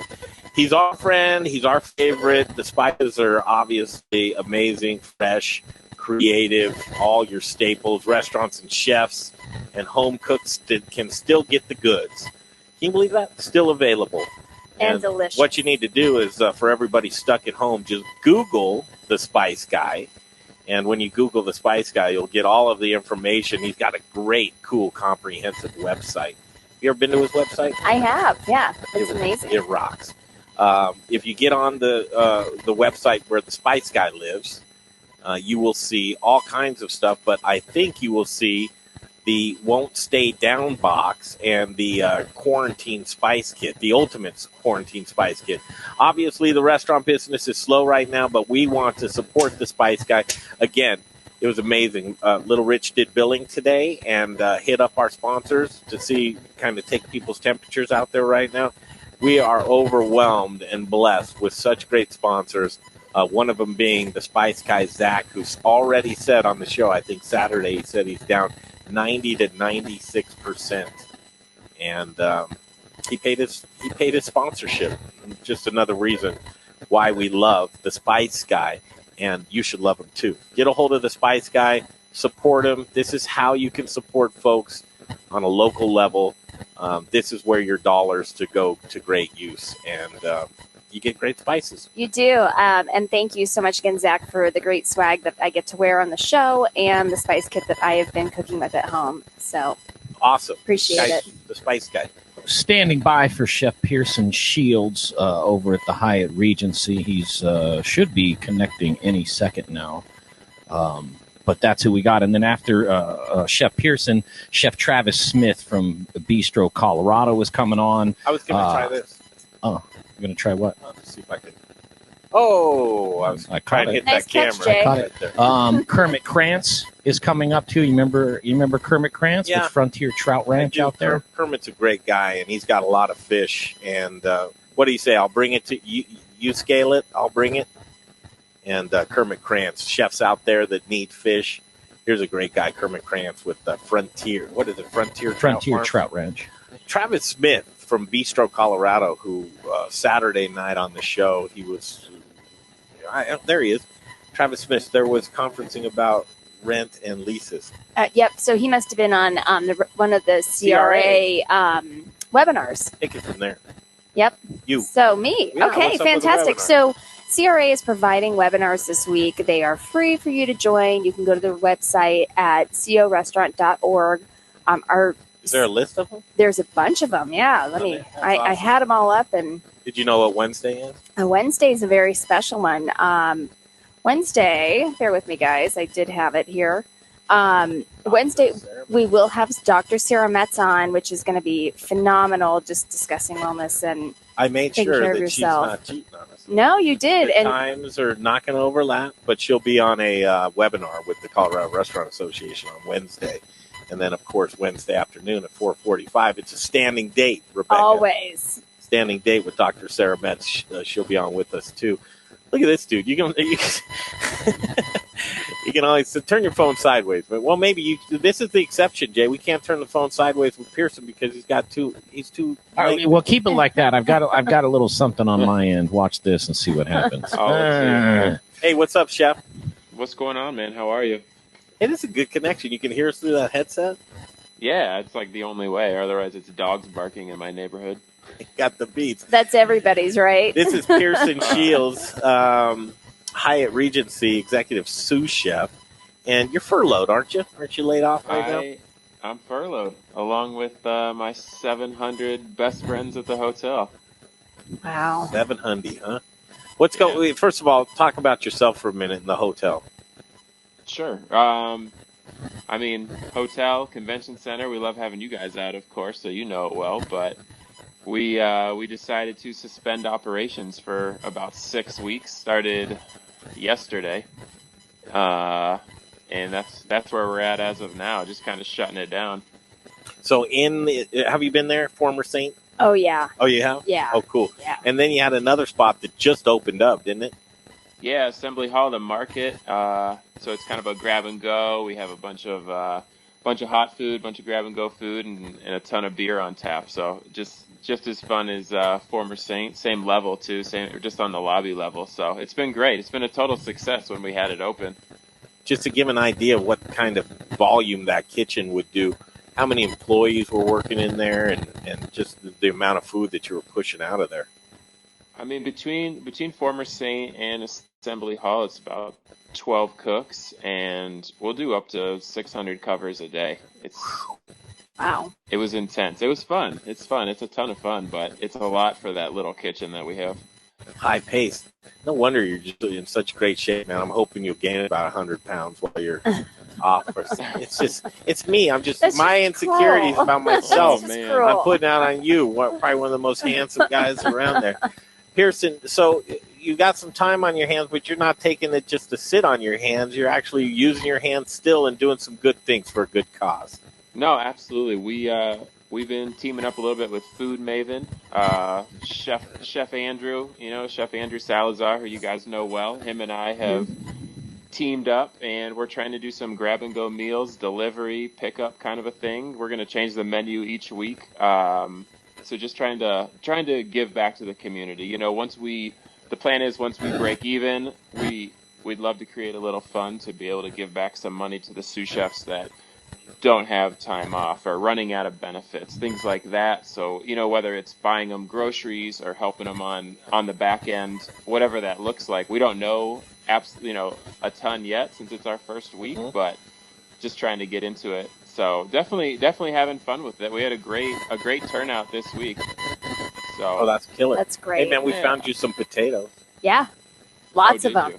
I love potatoes. Mhm. Do you mind that they're number 2s, though? I'll take Number 2 twos. fingerling. We'll do it. We'll confit them. They'll be good. Oh, fantastic. And I think that's consensus. If you need products and stuff like that, kind of circle back our way, and we'll see if we can't figure out getting some stuff for you. What are your needs right now? I mean, our needs, they're simple. The team that I work with, nobody wants to be off. A lot of the guys have applied to these jobs you see on the news, whether it's Safeway or Amazon or Walgreens, companies like that. But in the end, what we really want is we just want to work. We don't want to do the unemployment route. We'd love to be picked up, whether it's for a month, the 2 months that we're off, and just help out in whatever capacity that means. That's really what the entire team is looking to do. Nobody wants to sit at home on their hands at all. I get it for sure. So let's just make sure we're clear on this. I think I got and I posted it too. You sent me a little graphic. I understand Little Rich may have helped you out with that graphic a little bit, or no? He did. Little Rich's marketing skills are legit. Let me tell you. They are legit. Do you know that today is an anniversary for Little Rich? I won't say how many years, but it did pop up with Raculitas. Yep. I saw that. It's got to be 30, isn't it? That's a bit more than that, but I'm not sharing. Yeah. We'll leave it at 30. That's yeah, that sounds good. Pierson, I'm trying to find this poster. You talk about, here it is. I think I got it.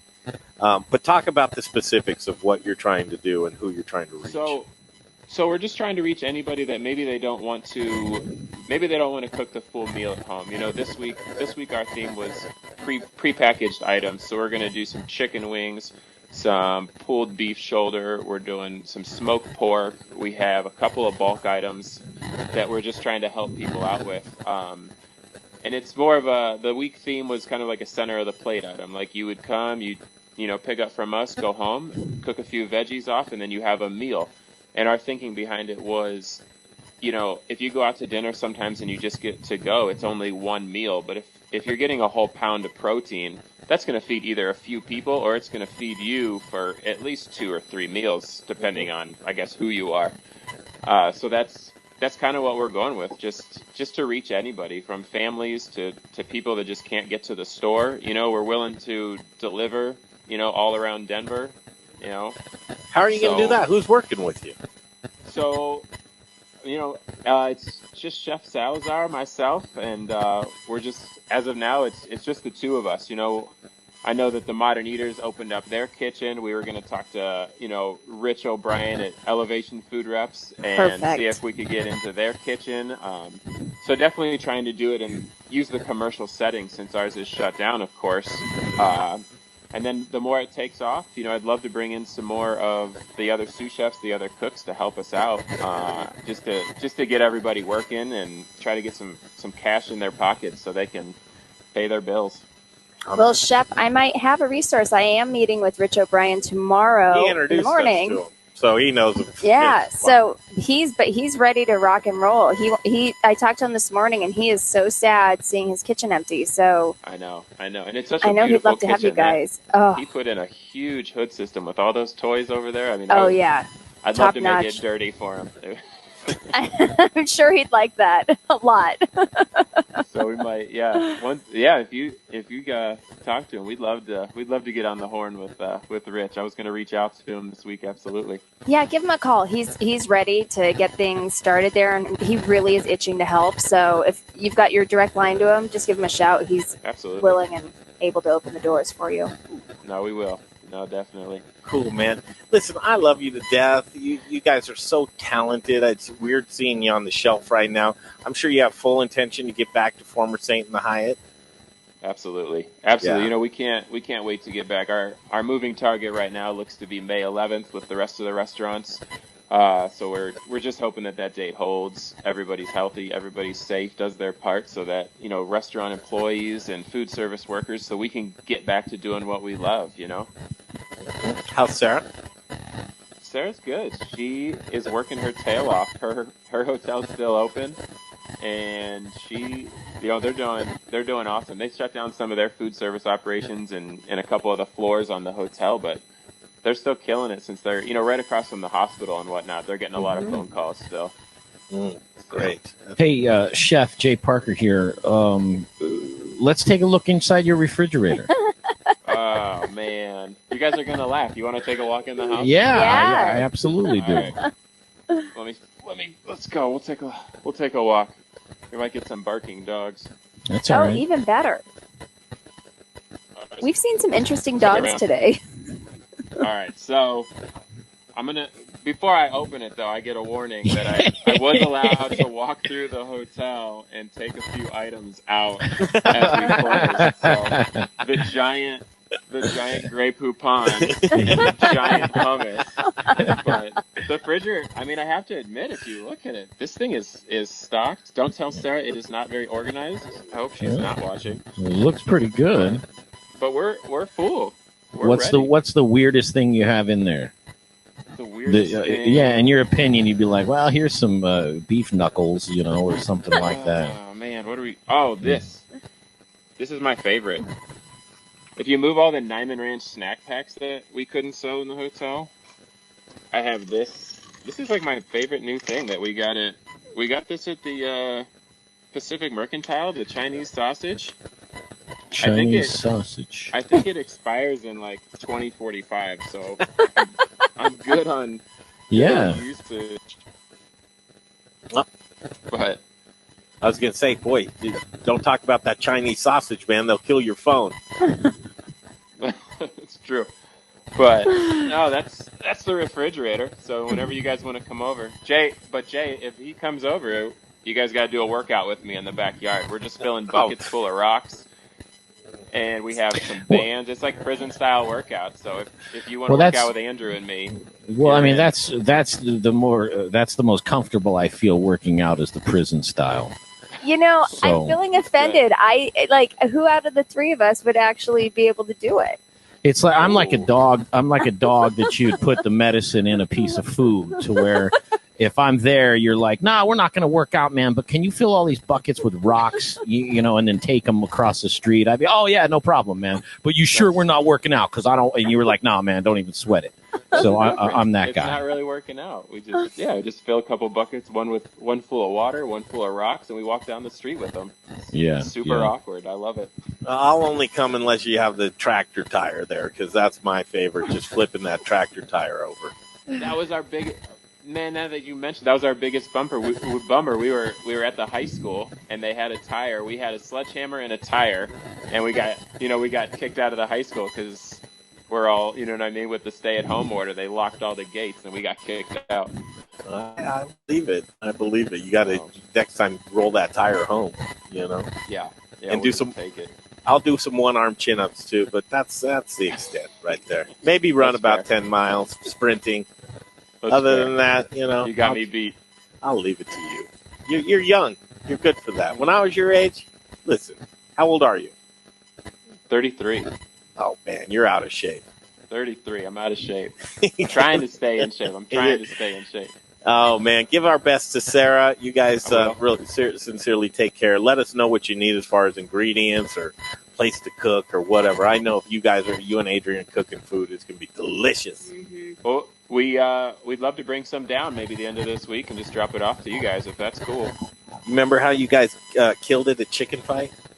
Chicken fight was cool. That was all Andrew. That was his recipe, and he won everything. That was because you guys had Jeff on earlier, didn't you?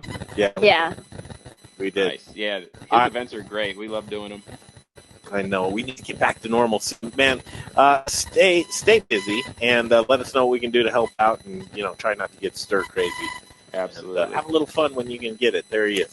You know it. Pierson Shields. Thanks, Chef. Thanks, Chef. Thanks, guys. We'll talk soon. Yeah, no problem. We are standing by this guy, Travis Smith, Bistro Colorado, just really hit our heartstrings. And Travis Smith, we're going to come up with his story next when he joins us by video. In the meantime, I want Rebecca Berry to take the opportunity to talk about Fourth. Yeah, thank you, Greg. So Hot Schedule is powered by Fourth. We are a great platform and resource for you guys. We, right now, are really being more consultative, but essentially we are the first end-to-end industry solution to provide you with everything from recruitment, onboarding, HR, payroll, scheduling services. Right now, we're really here just to take questions and support HR questions, whether it's unemployment, whether it's EPLI, other insurance concerns. So give me a call, 720-436-8047, or email me directly at rebecca.berry@fourth.com. Thanks so much. Do it. I mean, listen, that's a gimme. And these folks always say that you want folks around you with a lot of resources, know-how, knowledge, and just experience. It makes me feel better. It'll make you feel better, too, and get a hold of it, especially when Rebecca's opening up her email to you. And trust me, she answers every single person. And we do partner with the Colorado Restaurant Association, the ACF. I'm missing on the CHLA, so we're very tight into the community and here to help. Indeed you are. Okay, next interview right now. Travis Smith joins us, Bistro Colorado. And Travis is in the empty Bistro Colorado, but he still has his chef jacket on. Chef, how are you? Hi, Chef. Hey, guys. How you doing? Okay. Just, one day at a timing it right now, which I think is the consensus. And some people doing better than others, some situations better than others, but it struck me, Chef, when you were participating with the Modern Eater Show on Saturday evening and commenting as we had a roundtable discussion. We had what I estimate kind of the full circle of a medium-sized owner-operator of restaurant and a small restaurant chain, a small-size owner-operator with Preston Phillips with Grind Kitchen and Watering Hole, and then Zach Johnson, the Spice Guy, being a vendor, and Little Rich Schneider as being a manufacturer of tortillas. And basically the consensus was, and I don't want to step on you, I think you tell the story fantastic, but it really captured our hearts, and I would like to just hear from you. Tell us, give us 30 seconds on who you are, your business, and then we'll go from there. All right. Yeah. You had Jared Leonard on there as well, which is one of I met Jared actually in Evergreen as we were closing down our Evergreen location about 18 months ago because we were selling a pizza oven that he was wanting to look at. But I've been in the business for quite a few years. In Colorado, I was the executive chef at Breckenridge Ski Resort, and then I taught at the Art Institute for about a year, and did the executive MBA program out at the University of Denver while I was teaching at the Art Institute. And then following my layoff from the Art Institute, I went to teach at Metro State University and opened their new hospitality campus with Jackson Lamb and some of the other folks over there. And, while we were doing that, we launched our business, Bistro Colorado, initially as a food truck. And then that was in October of 2012. Yeah, October 2012. Our first day of operations was the Romney and Obama debate at the University of Denver. Very good day, good business.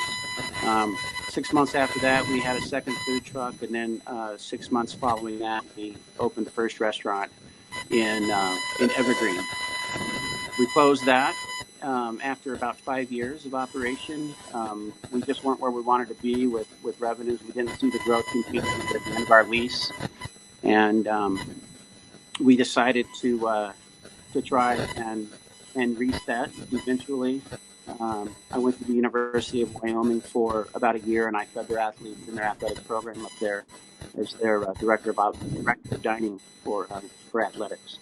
And then we just decided, man, we really miss Colorado. We got to go back. Let's get back down there no matter what. So we came back down, consulted with a friend of mine up in Greeley. We opened a barbecue restaurant at the Platte River Fort. It's Hank's Barbecue is the name of it, but we opened that about 9 months ago or so. Once they were up and running, then we had a fairly busy season with food truck operations and some catering and stuff like that. And then once that was winding down, coming to an end, I did some consulting with a group called Club Advisors as an interim executive chef at a country club in Iowa.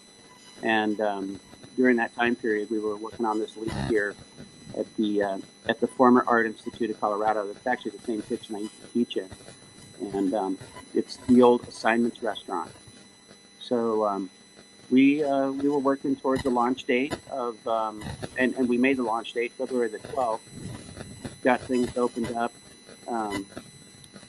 and within 2 or 3 weeks, I mean, we're kind of operating with blinders on. We had our head down. We were really focused on, marketing, getting the word out that, hey, we're open. We're like the new restaurant on South Broadway, kind of hidden back there behind, the Denver Design District where the big yellow articulated wall is. People know it as the French fry stack. And, we're kind of trying to build a name and a reputation out. Some of our followers were just really starting to support us and spread the word on like Nextdoor, and we have some followers from the Baker neighborhood and from Wash Park and just the locals in the design district. And then, like the rest of us, when this thing hit, we weren't ready. I wasn't watching. I was not watching. I wasn't aware. I don't really watch the news at night. We don't have television, real television at the house because we just don't watch it enough, So, but it was business all the way, and honestly, this thing kind of hit us blindsided. I feel bad for not being a little bit more aware of what was going on around me. But, don't beat yourself up over that. Yeah. I mean, how did anybody see this coming? Nobody did. Yeah. I'm revisiting some of your comments from Saturday night's show, and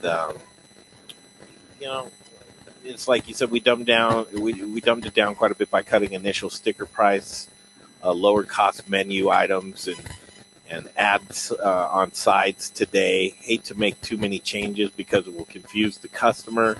Seriously considered staying home to stay safe myself and working on a solid relaunch plan, but do not want to send the wrong message to the public. We would consider all viable courses of action. And so just kind of in that hurry up and wait and holding pattern and trying to gather as much information as you possibly can right now is what I imagine you're doing. And that confusion ensues with not only today's truth is different than tomorrow's truth, and you might be motivated to do something today, and then something comes down the pipe of where you're restricted to do something, or the climate changes, and you're just like, what in the hell am I doing here? And so for a new business on South Broadway that you don't have a ton of reviews yet, and a huge following because you've been in business for a while, right? So I kind of get the ideas as we had that panel here with us on Saturday night. The consensus was kind of like, you're in the worst possible scenario right now. Yeah, we are. You won the unlucky lottery. And that just breaks my heart. So we go, okay, well, what can we do to rally around Travis Smith? Because here's a guy I'd love to champion you. I mean, if there's somebody out there that needs it right now with a pivot point, pivoting for you, just what do you pivot to is what we're battling right now.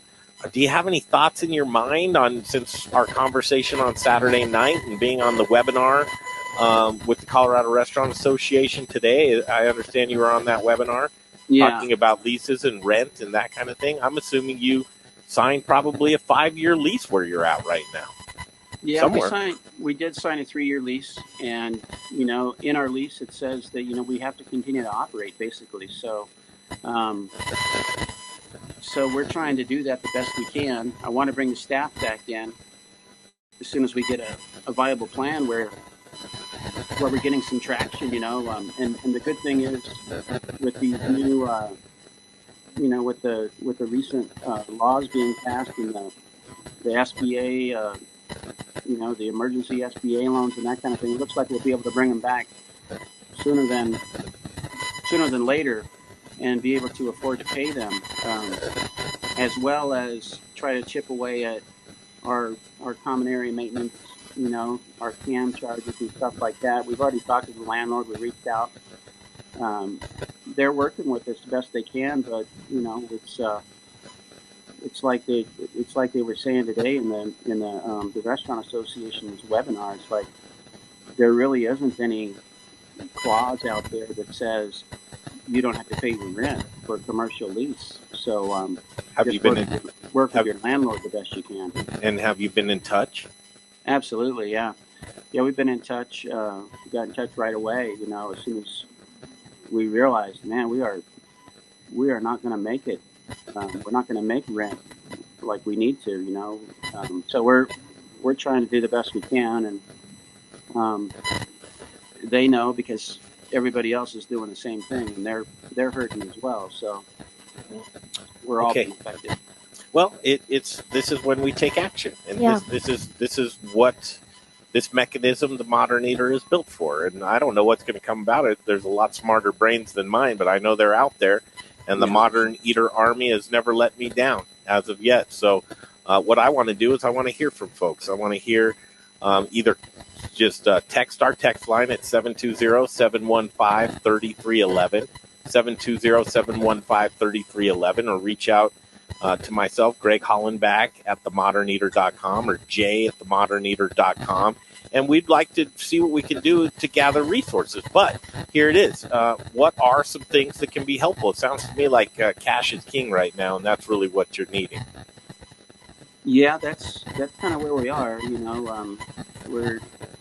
We've been operating lean since the very beginning, because I know what it's like to be upside down and, with negative cash flow or, no cash flow. So, we're trying to generate some traction and get some cash flow. And is the kitchen open? That's kind of where we are. So Chef, is the kitchen open? The kitchen open right now? Yeah, it's cold. We shut it down. We're kind of closing up for the day. Yeah. Would you be open to some? We just had a great chef. We have a lot of friends and a lot of chefs, and there's a lot of talent out there on the bench right now that's looking to your service as a gimme. We infuse some energy in there for you with some volunteer help, and maybe get that kitchen.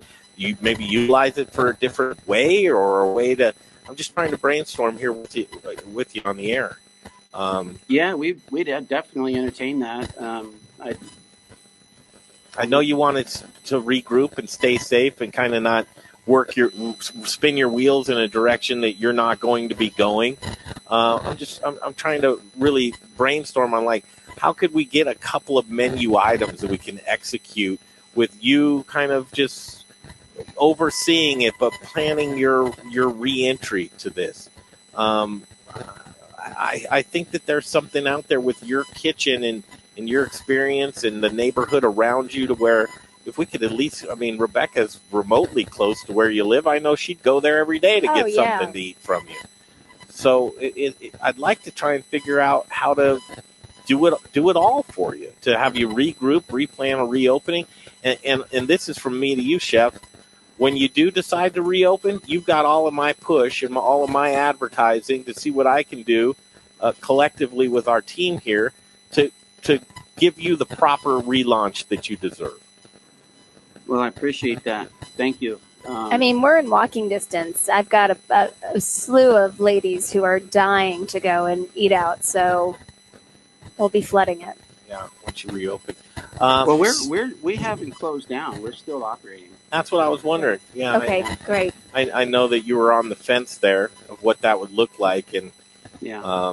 if you decide to shut the doors for the remainder of the 57 days, as we're 15 days into it and 42 days to go, if that's what you decided to do, I wouldn't blame you, Chef. I really wouldn't. I would say regroup and get ready to open up correctly. If you feel like the good fight right now, maybe this is something to the community that you're on top of. You really want to fight it out. I don't know. It's up to you. Yeah. Well, for the time being, I mean, we're still open. We have kind of a cutback schedule currently, but now that the money, it looks like the money is going to be opened up by the SBA and this emergency fund.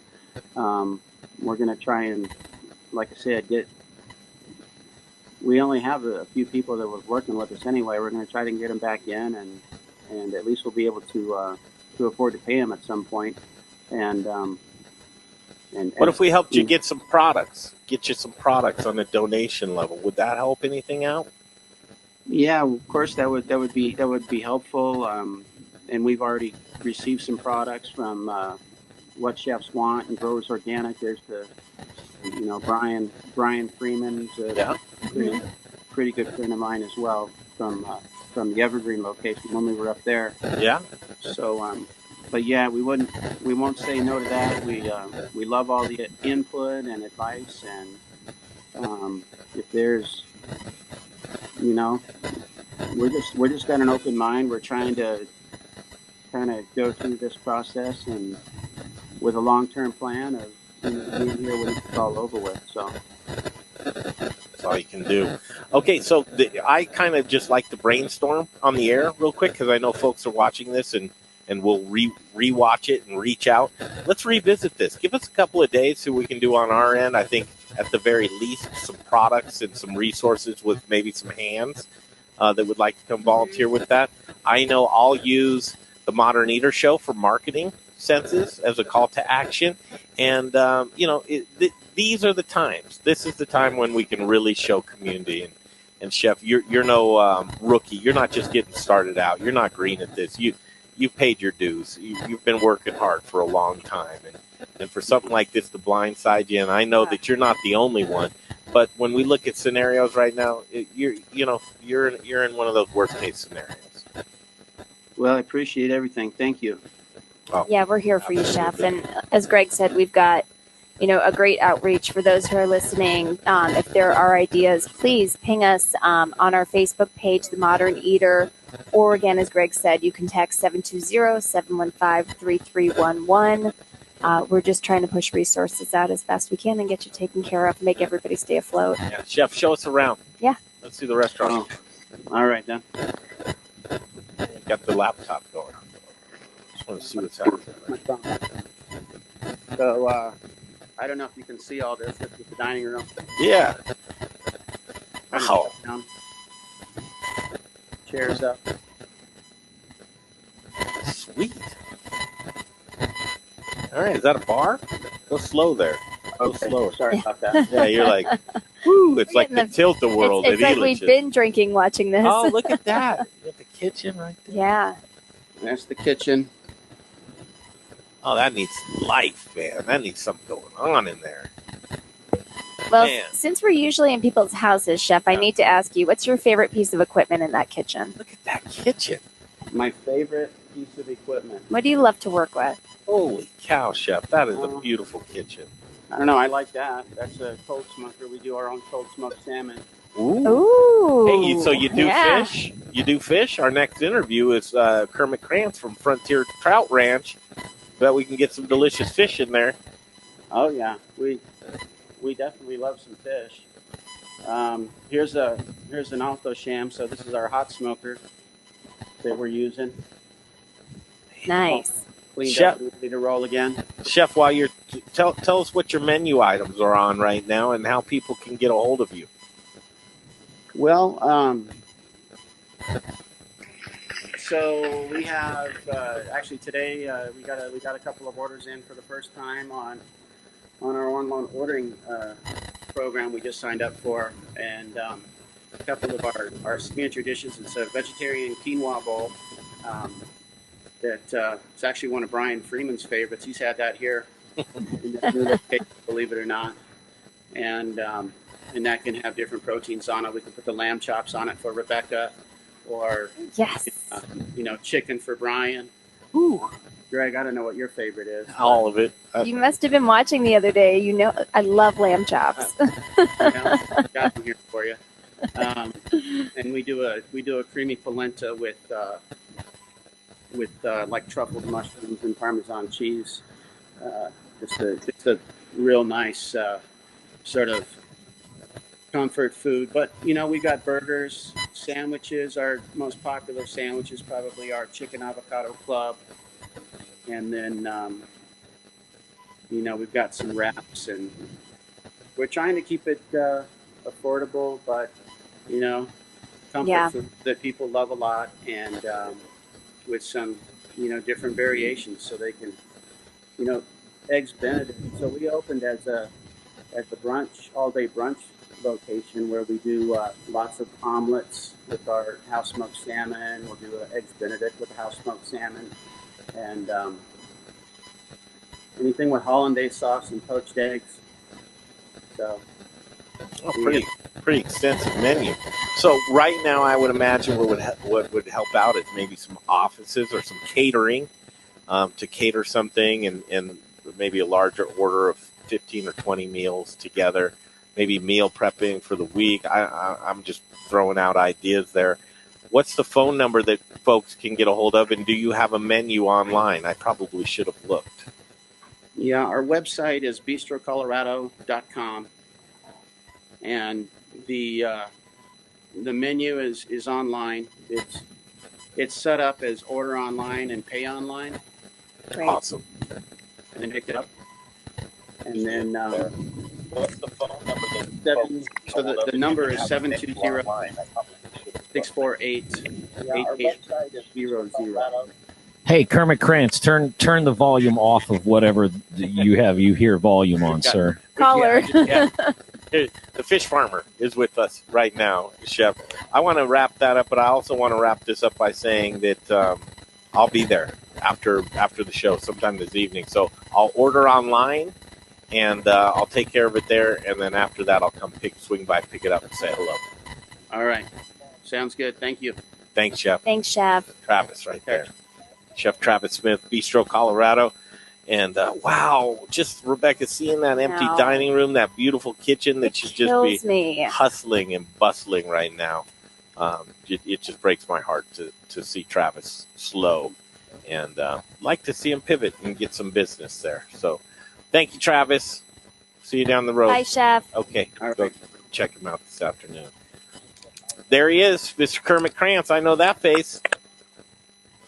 Uh-oh, I'm in trouble. You're never in trouble, Kermit. We're down. Where are we right now? We're at Frontier Trout Ranch. We're inside the main building. I'm still living in sticks, as you can see behind me. Can you hear me? Oh, yeah. Yep. Okay, Tell good. folks what part of Colorado you're in. We're in the San Luis Valley. We're just about 15 miles south of the town of Saguache, Colorado. Mm-hmm.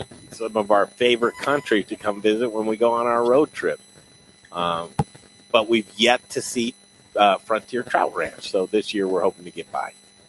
Awesome. Cool, man. I saw a Facebook post. What did you say? You clean them. I'll bring them to you. What did you say? Yeah, if you can clean them, I can bring them. That's we a have deal. not sold any trout since the start of this, so that's been about 3.5 weeks now. We deliver through our processors, Shamrock Foods, and of course, to take safety, They went ahead and shut down their facility because, you have workers and processing live fish, so to speak. They didn't want to risk anything. So we've been sitting out here just making the fish happy by feeding them. Yeah, so they're just getting bigger, huh? Right. And what we're basically saying is that we deliver them in the round. And that means we take them off feed for about 2 days. We then euthanize them in an ice water bath. It's basically a giant 4x4 foot cooler, and it cools them down. And by the time they get to Denver, they're all ready to be cleaned and processed for cooking. So basically, if you have a clean kitchen, like all your chefs have shown, even the ones at their home, they can gut them and clean them and either make fillets out of them or cook them whole. And our trout is perfect for things like trout on blue. It's so fresh, it will turn that skin bright blue, which is a very rare thing to find in fresh trout. That's the first time I've heard the term euthanizing fish. So Kermit's very responsible. Kermit, do you have any fish in the background there? I can take you outside. Whoa. Is that where they're at? Yeah, did the camera just break apart? No, you're good. You're good. Okay. Well, you guys kind of broke up. I can put my coat I just don't want to lose. I just don't want to lose you. I'm just afraid that if you walk outside, is the internet connection strong? It should be, but we're having high winds. All I can do is double check and hammer back. If you'd like to try, we can. Let's try it. Let's see what we got going on here. Frontier Trout Ranch. I'm located out here in the San Luis Valley. We're Colorado's only producer of trout for the food market. In fact, there are only 5 private farms left in the state of Colorado. We raise a steelhead rainbow trout. We feed it a high-protein fish food. And then we raise organic things like salamanders and crawdads. Oh, no. Well, Jay can get his potatoes there, too, because it looks like he's got the San Luis Valley shirt going as well. So sorry, I paused to turn around. These guys are running about 5 fish per pound. I hope we can see it. There we go.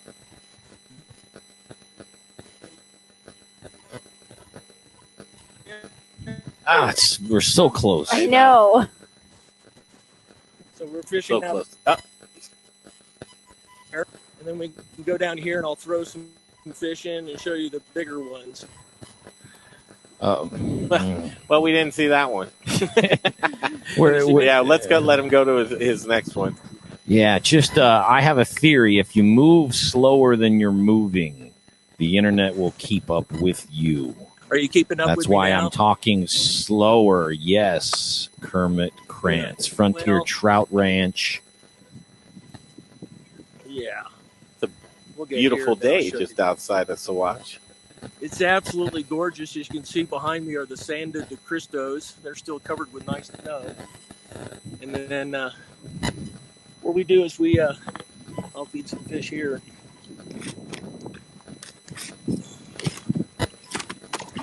Yeah, let's see them fish.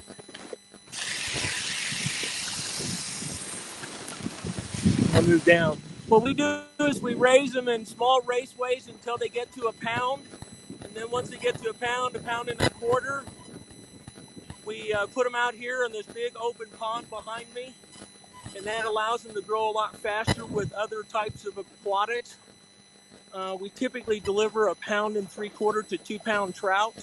So it gives the chef something to make a fillet out of and to harvest. Sushi grade. They are sushi grade. The reason being is that they are farm raised. We know where our water comes from, a deep artesian well. And more importantly, we know what's not in our water.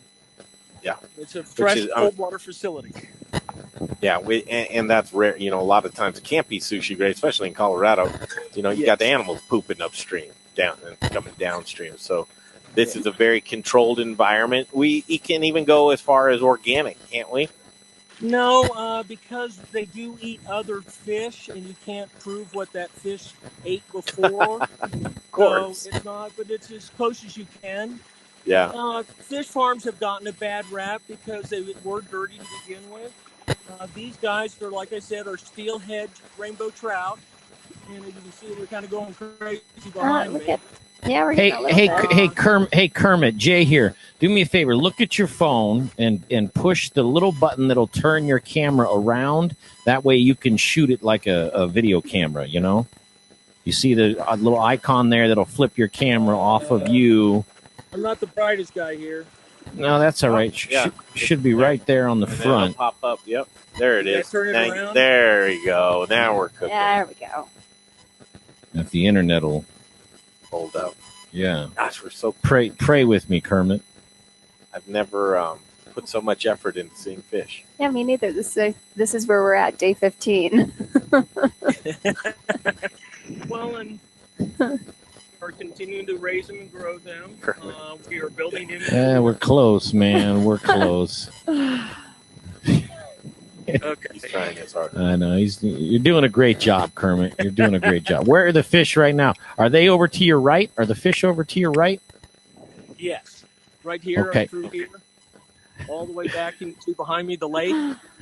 Well, move your hand, Kermit. You got your hand in front of the thing there. Yeah. Okay. Yeah, there we go. Okay, yeah. Okay, I didn't know I reversed it. Yeah, there we go. Hey, now do me a favor. Try to walk back real slow to those fish to where we can see some fish. All we want to see is one smiling fish, trout. Just one. That's all I want. You know? I want to see. And we're so close. One down there. Okay, freeze. All right, freeze right there. We'll just wait for a fish to swim by because we got a good connection. This is the runway. Oh, there goes one. I just saw one. So this is the runway right here. There they are. Okay. I think this might be our new road trip, Jay. Just sitting here in the kitchen and checking them by. Yeah. See, this is what we've all been waiting for. So how many fish are in there, Kermit? Oh, there's a Oh. just shy of There we about go. 30,000 fish. Well, Jay, your voice is too sexy for me to think about the number of fish in there. 80,000 pounds on site.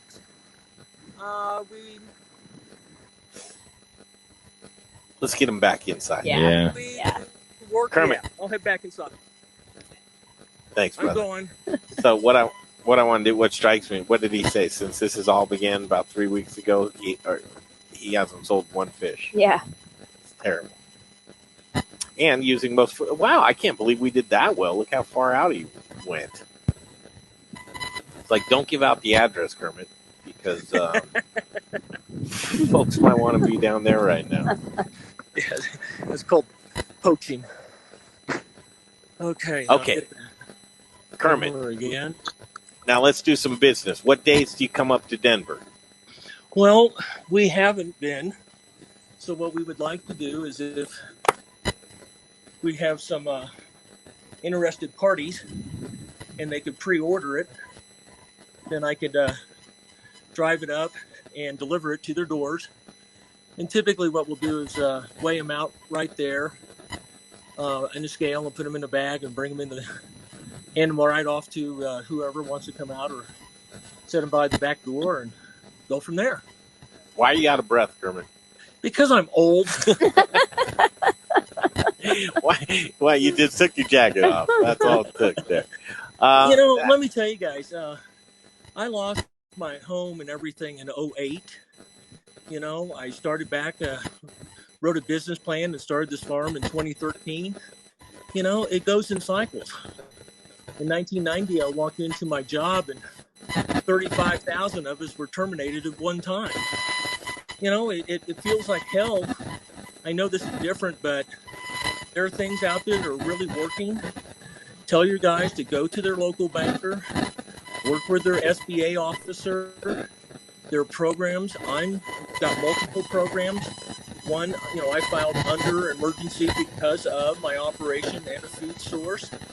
Two, I have the advantage or disadvantage of being in one of the third poorest counties in Colorado. And then the third thing is with the recent passage just the other day, there's going to be good grant money that will help cover both employees, employee wages, utilities, and rent. And grant money is typically up to about $100,000 gifted. So hopefully people will jump on that. The pipeline's tight right now, but tell them to stay on it.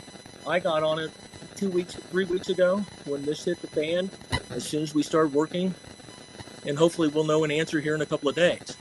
Would you let us know? I'd be interested in seeing what kind of relief you're getting. Yeah, we applied for serious money. I have Greg Hines, who does the live market. You see, that's another thing. We do food and we have it sold. We are trying to take pre-orders for recreational for the dude ranches. But if they don't open, they're not going to be buying live fish from us either.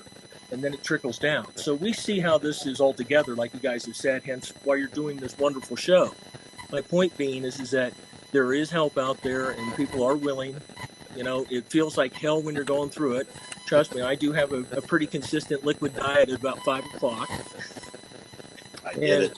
Yeah, so my point is that, what's the choice? Yeah. Are you doing the browns or the beer? What are you drinking over there, Kermit?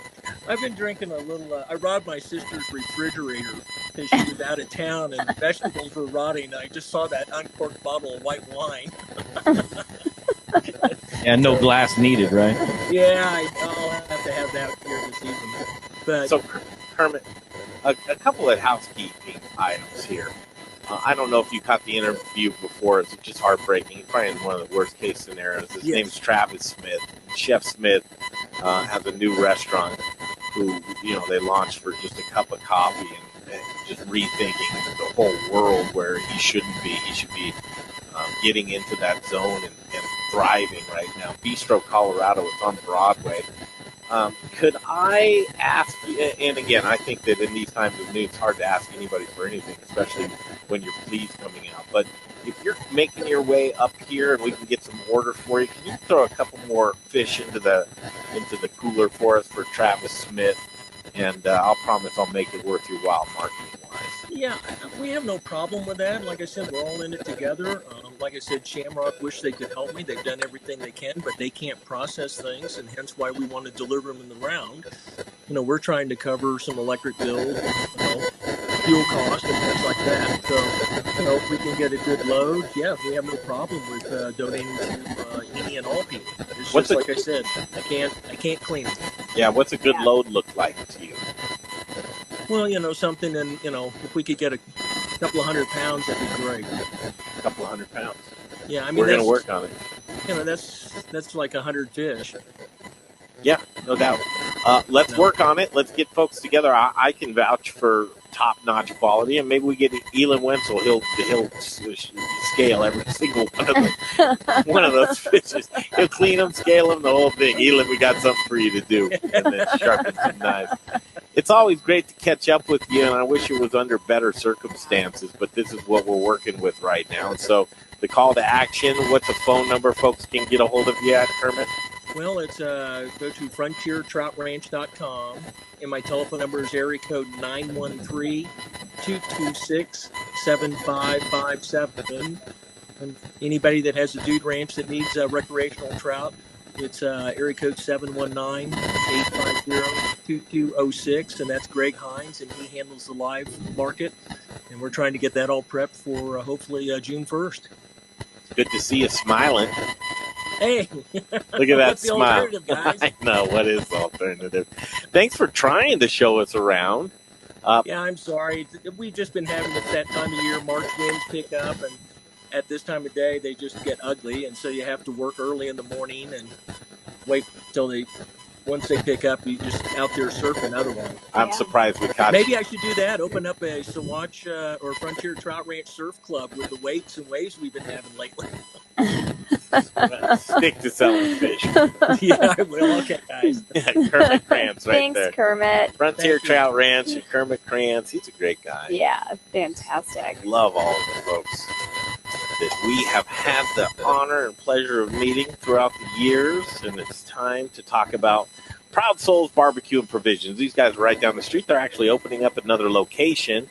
That's never fun, especially right now, but there's a way you can support your local business. They are open for operations and for delivery. So if you are a backyard grilling enthusiast and you want your meat You want your pellets, you want your charcoal, you want your wood, your seasonings, your sausage, your grills, and accessories. Did you hear me with that? Grills. Just the other day, you remember when they were loading up a grill? Oh, yeah. No, they were selling a grill. That was the same day they brought us ribs. Take the grill, bring it on home. So you can pick it up or you can have it delivered to you. These guys are the best. What do you call them, Jay? Just the number one experts in barbecue? I don't know. Yeah. I mean, I call them that. What I say about them is they really know what the hell they're doing. You know, they're the guys. 720-612-7324 or online at ProudSoulsBBQ.com. And we have a gift coming their way, too, this week for all their support. Yeah. I don't know what it is, but they got It's I'm getting them one of the Canberra delivery boxes. Are you really? Yep, sure. I'm picking it up tomorrow. Yes. Thank you, Rich O'Brien. All right. In the meantime, in between time, here's my co-host. This is the guy, Rebecca, sitting in his seat. He's the one and only. His name's Brian Freeman. He knows more about produce than you'll ever even attempt to know. You've forgotten more than I'll ever know, Brian. You invented produce. We love you so much, and you need to shave. Hey, Freeman, turn your phone sideways so it opens up the full camera, brother. Let's try that other side. Oh, or that other side. I get motion Well, you got to sick. give it a second. He's trying to get rid of me, see? Give it a second. No, it's not. Doesn't want to do it, huh? All right, well. Something happened. Let's see here. You got a rough connection there. Got a rough. Nope. rough. God, I didn't know they gave prisoners cell phones. We'll take you. We got you right there, Brian. Good to see you, handsome. Not the same without you in here. Sorry, I'll tell you what. I got. Yeah, here, let me do this. Let me do this. He's coming back now. He's coming back. Just keep it the way that it is, Brian. Yeah, I can't see it. Whichever way I turn it, I go upside down. So no love right. from that. Thing I got to tell you, But, Brian, if you can you hear us? Yes, sir. Can you hear? I've never done that. Doing it too much lately. Rebecca Berry's doing a great job, man. Thanks. Great job. I think you guys are doing an awesome job over there at the radio show. I really appreciate that you all are really driving the force of what is the modern eater and sharing with everyone all about the options that we have around COVID and the food service industry, really creating a really good portal and network for people to tie into how can they get some benefits, how can they not feel in the dark, how can you ask questions of a group of people every day that are living this. Some of us may call this a nightmare, and some of us may call this an opportunity for learning, but we are all in the middle of this COVID-19 crisis. Yes, we are. We sure are. And, Brian, you're absolutely right. I mean, I think we all have those days of, God, when is this hell going to be over? And then days of, hey, silver lining, it's time to recreate some things and get creative and bond together. I think that's been the most positive part of this, is just seeing how everyone's just there for each other right now. Hey, Brian. Yes, sir. You want some stats? I would love some. I did hear some numbers today that made me sad.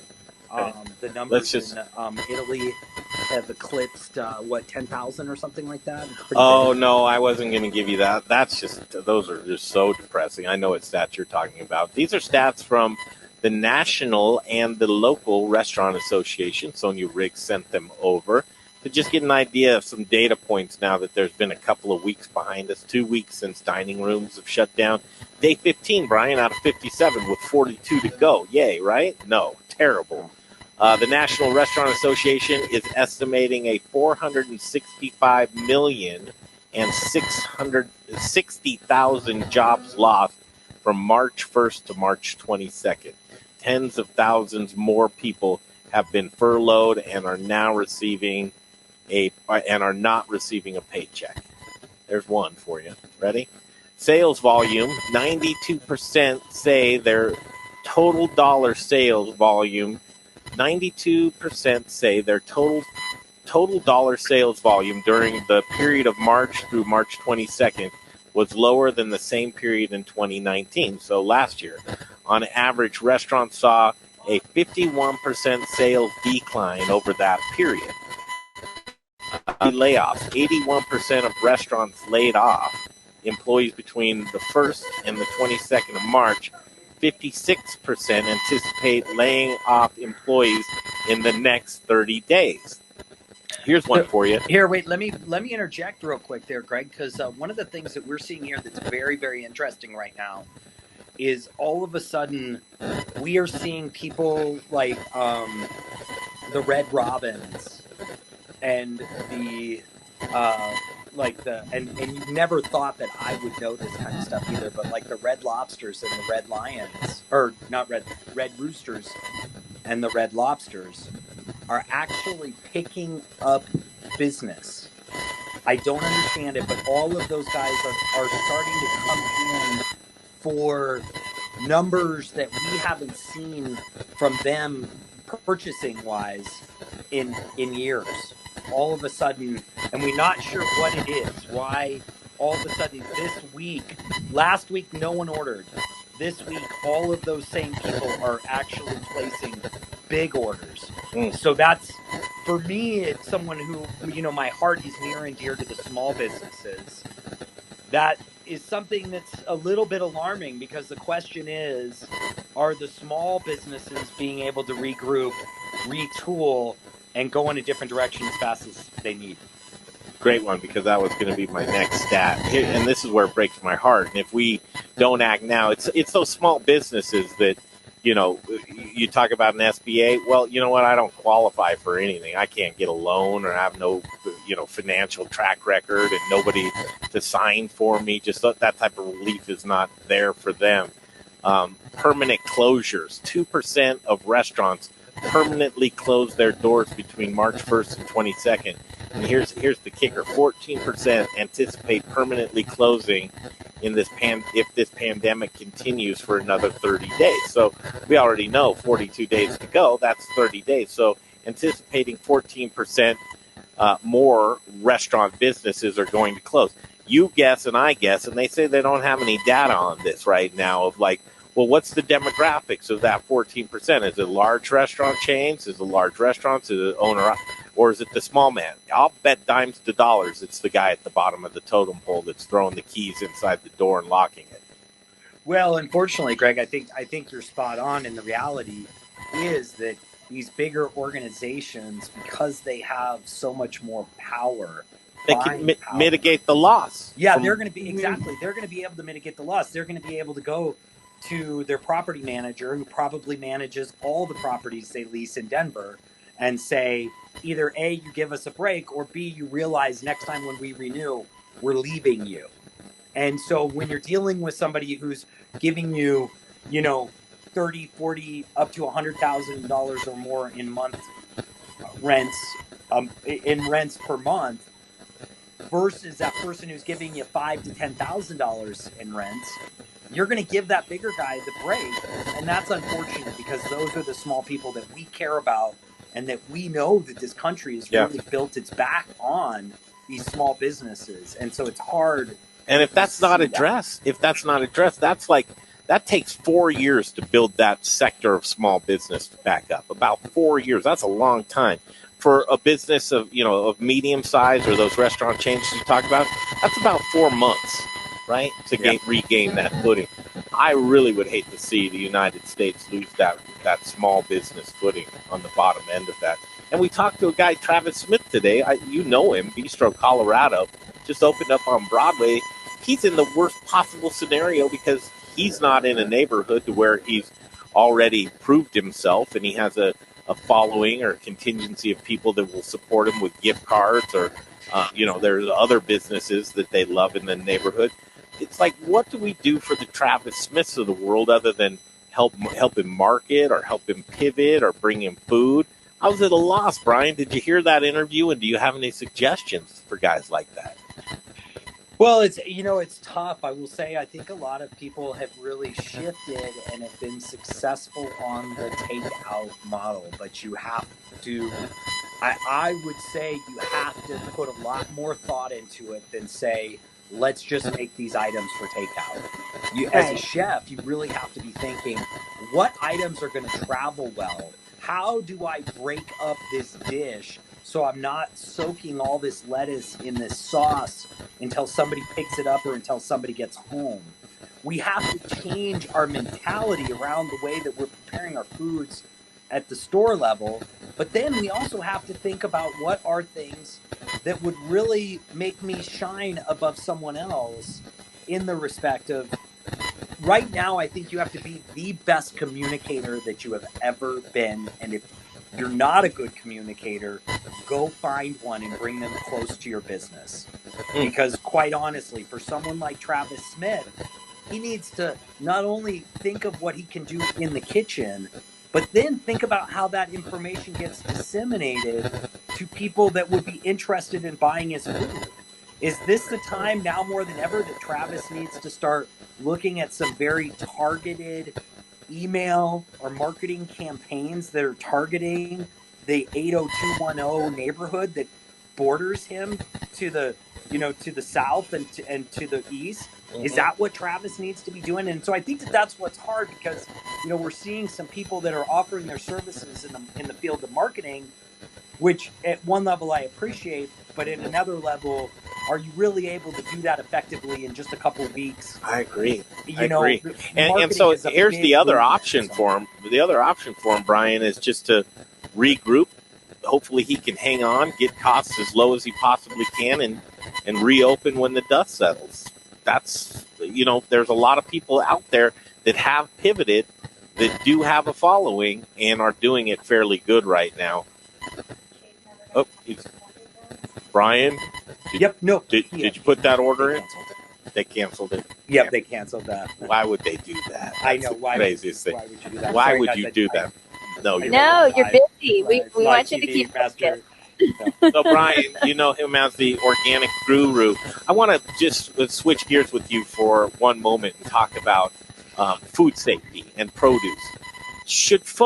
What precautions should folks do, knowing that COVID lives on surfaces and it is airborne, and obviously food safety is at the top of people's lists of concerns? What can people do washing their food, their produce, their vegetables? What kind of processes do people need to go through to make sure that you're eating safe food? Wow, that's a really, really tough question, Greg, because quite honestly, this isn't a very emotionally charged question right now. Really, like an avocado, I would figure, it's got a skin. I'm pretty safe. The edible stuff's on the inside. Lettuce, I'm a little more concerned of. USDA is saying everything is safe, Greg.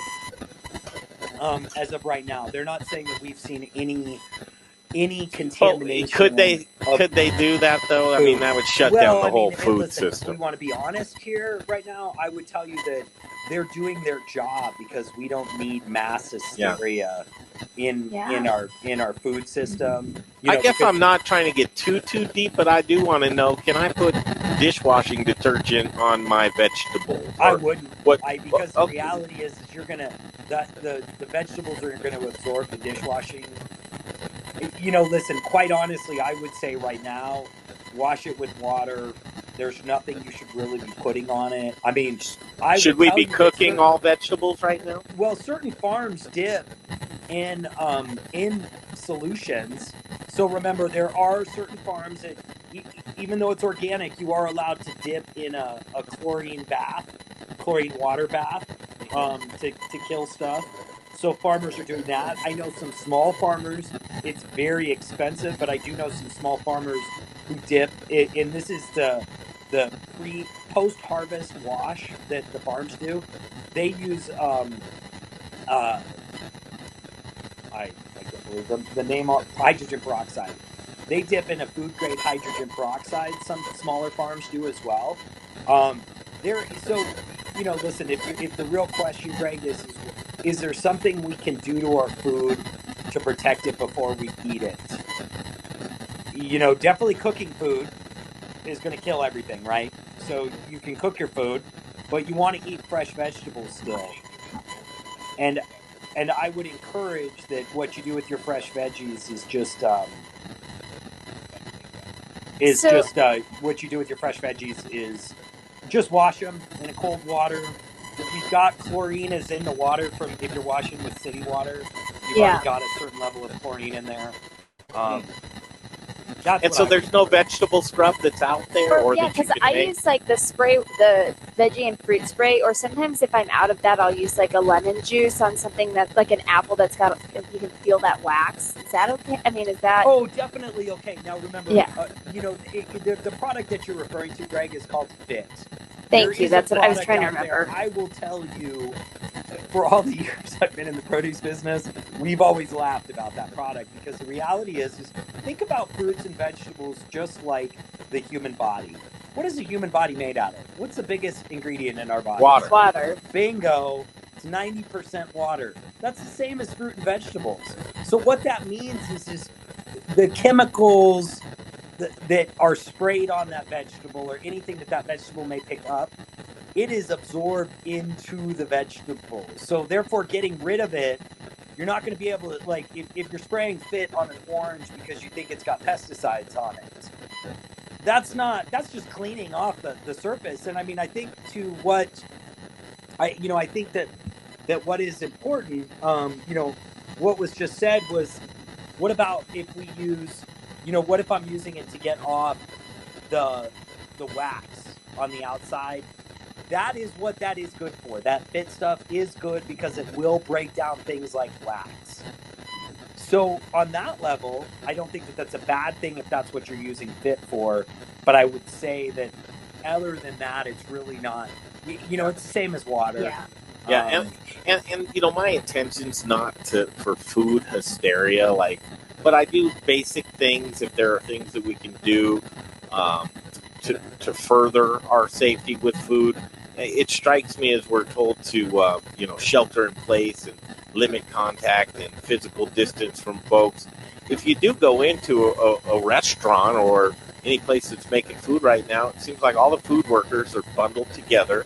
Seems like they're still handling food and as normal, and that's coming in, and there's different surfaces, and here I take it a step farther, and my bizarre head is that a lot of socioeconomically, a lot of the folks that are in kitchens are low-income folks that are probably using public transportation to get to and fro work, and probably in higher density living areas and that kind of thing, to where I can't help but wonder, and here's the rub, that we're in the business to talk and to make people feel better about food right now. But I think there are going to be some concerns on the horizon on whether contracting COVID-19, that food might be an aggregate from it. I just can't help but think that.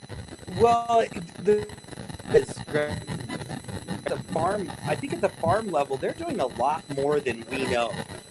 At the farm level, that's what I want to hear. Pardon? That's what I want to hear. Yeah, so at the farm level, I would tell you that I think that they're screening their farm workers really close. I think in any processed food manufacturing areas, I would imagine they're probably requesting that people take their temperatures on the way in the door. Any high risk, so that would be things like the lettuces and salad mixes. Do you think that we should do those same types of things for folks that come into a kitchen or work in a restaurant on a daily basis? You want my honest opinion? Yes. I'm really concerned, especially after listening. Greg, you and I had a big talk this weekend. I think that this is a hard thing because the stress for everybody is at a different level, and what we know in our lives really will either lend to that stress or not. And unfortunately, I'm like one of those guys, I know more than I should about our food system. I know a lot of what goes on. And one of the things that's really got me concerned right now is just the amount of exposure that we're all doing. And I'm probably taking it a little farther than I need to. I'm sitting in my office, I'm by myself at the office. I've been watching meetings today. There's about 9 of us in the office, and we have meetings where we're all 6 feet. No one's close talking anymore right now.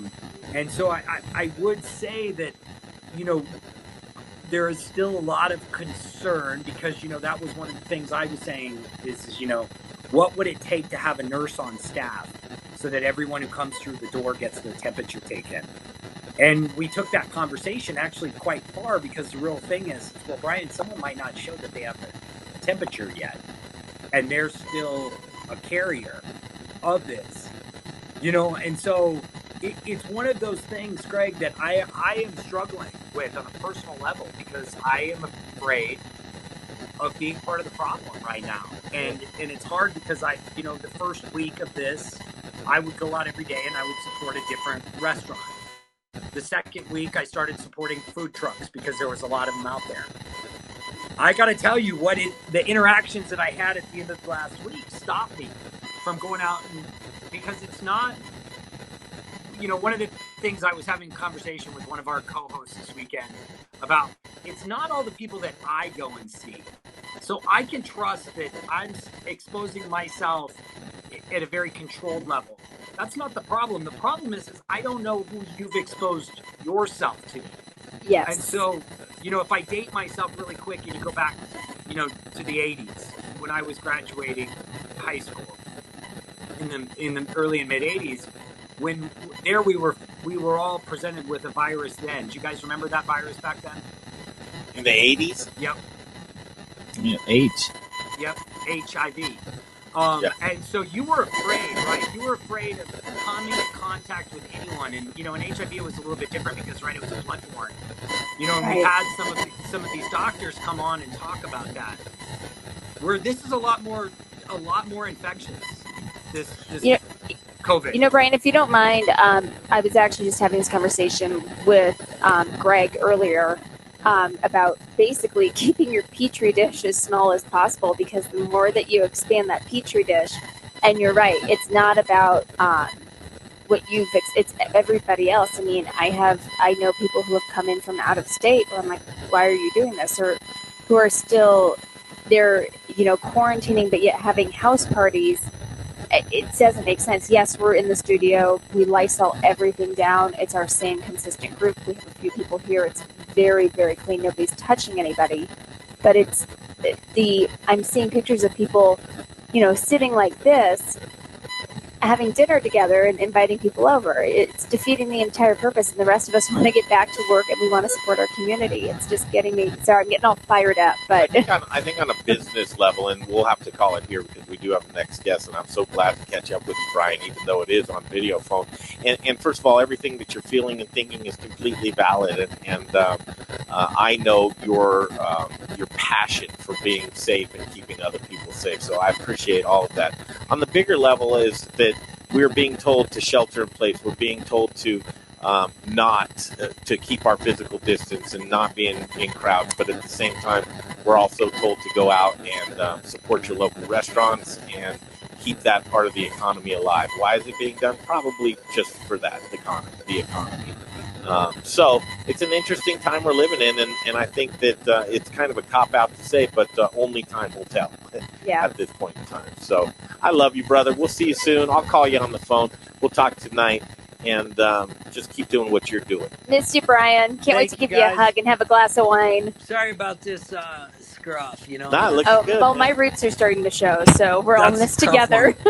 Yeah, I mean, now I can tell you there is some precautionary measures that I think everybody should be taking at a time like this. It's definitely, my favorite. Please do. Tequila. Well, when you said, what are we made up of, I was going to say water or booze. Yeah, water. Thanks, Brian. Thanks, Brian. I love it. Thank you, guys. Love ya. Yes. Love you too. Thank you. All right, it's that time. It's everybody's favorite time because this is the time where we actually get to smile and be uplifted. Kind of a heavy show today. Dr. Sara Metz, Dr. Baby Yoda joins us, Code 4 Counseling.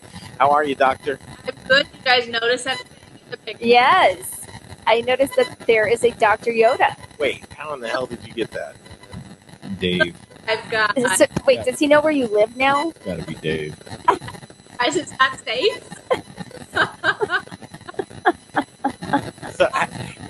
So, Doctor, I apologize on our end. We have to be completely quiet when you talk because if we are, your microphone cuts off. We got to figure out that microphone thing on your laptop. I know, so we'll be quiet. But where did you get that Baby Yoda from? You guys know where I got this from. One of your favorite Dave. make this was drop it off. So making its debut is my own little personal Baby Yoda. Love it. Are you going to paint it? Am I gonna paint it? I don't know. Maybe I'll comment. Dr. J's going to go crazy because he loves to hear your voice, and it's just cutting in and out right now. Have you been Skyping with anybody else or FaceTiming? Any problems? No. All day today. Really? We'll Try maybe just moving the laptop to a different part of the house or something. I don't know. Let's try something. We'll get to see. Not yet. We're trying. Not yet. throw the phone. I just love her. Gotta be Nick's fault. Nick, where are you? What did you do? Nick did something. Headphones. Oh, headphones. Sweet. See if this works. How was that? Oh, my. Oh, so much better. Yeah, but now I can't hear anything. Oh, no, you can't hear us? Hold on. So so cancel it, exit, and then come back in. Exit and come back in. Got it. That's cool. You know, I think we've if she's got, depending on her laptop, mine does that too sometimes with that headphone connection. a little reset there. Yeah. What a day it's been. Alive. All right. I don't know what I have left here. Talk about Brews Beers. Oh, that's right. Brews Beers. This is a cool one. Brews Beers. Let me just see if I can find Brews Beers here. They've got something new going on here. And guess what? This is exactly what you want to eat. Or drink. Brews Beers. There are two locations. One is on Pecos and one is on Colfax. Doesn't matter because each location. Here's what's cool. New cans are live. They've got new cans for you. They're ready to go. But moreover than that, they're offering free weekly deliveries. Your favorite beer in town from Brews Beers and Brews Beers Brewery. All you have to do, order $50 worth of beer. That's no problem. You got to be 15 miles from the brewery. Doesn't mean they're not going to bring it to you. There might be a little charge, but free weekly deliveries. They're going to bring your favorite beer to your house. Within 15 miles, that's huge. Snarfs don't even deliver half the time in my weird radius. Well, especially they have got a location on Colfax and a location on Pecos, so that probably opens up that 15 miles. But their delicious beer is now ready in cans and offering that free delivery for you. If you want to give them a call, it's 303-650-2337, 303-650-2337. Get yourself $50 worth of beer, and they'll bring it right to your door. Dr. Sara Metz, please tell us you can hear us. I can hear you. I don't understand technology. Is this any better? It's so much better. Hey, Like we need to do that from now on. Deal. This is great. But can you turn your phone aside, or are you on the phone? No, that's fine. This is the problem. I'm completely useless to you. Technology, you're not friends. If I do this, then that's not. No, you're good to go. You are good to go. Here it is, day 15 out of 57, 42 days to go before restaurants would open back up, theoretically, which is May 11th. But day 5 of shelter in place. Doctor, I got to tell you, I'm just going straight at it. People are acting bizarro world right now. Are you seeing it? It's nuts. I think what's happening is in week 1 or so, you're basically at a sprint. You're kind of in that adrenaline dump zone. And now the adrenaline is wearing off and people are exhausted. People are ready for this to be over and we still have a long haul to go. And I think they're just really tired. And when we're tired, we don't behave that well. So I think a lot of people, like you saw, they're acting crazy. Their tempers are flaring. It's getting a little nutty out there. So what do you do when you're kind of setting a date ahead? And again, day 5 shelter in place, and God love the folks that are actually doing it and are stir crazy, and people are binge watching Tiger King and beyond. Have you watched any of that? I have not. Oh my God! Becca say what the F? I am so against. I watched half an episode. I just can't. I can't do it. I was watching Top Chef last night. I was just watching Top Chef. That made me happy. So what do we do when it's like we're putting the work in now? We're trying to For me, I think this is a great, not test, but kind of a test to see how people act in adversity. I've always been taught that, it's not the mark of a man, in my instance, of when you're up and things are great, but it's when you're knocked on your ass and you're trying to get back up. So how do people keep that even head, knowing that they've got to actually do business and have relationships with people on the other side of this? Yeah, it's kind of that annoying phrase that's going around right now, but it's really true, is this is going to be a marathon. It is not a sprint. And so making sure people pace themselves. You can't try to take care of all of the problems that you see right here today. You've got to pace this out. You've got to take breathers. You have to eat right. You have to sleep. You've got to drink water. You've got to take care of yourself, because this is not going to end tomorrow. And you've got to preserve some of that energy. And so looking out long term and planning, what is your goal for today? Write down your intention for today and have your intention for this week and this next month, but be really clear that you can't fix all of this right away. Domino effect is what I'm seeing as far as the day goes. Like, and I'm getting good at this, Doctor. Like, here you go.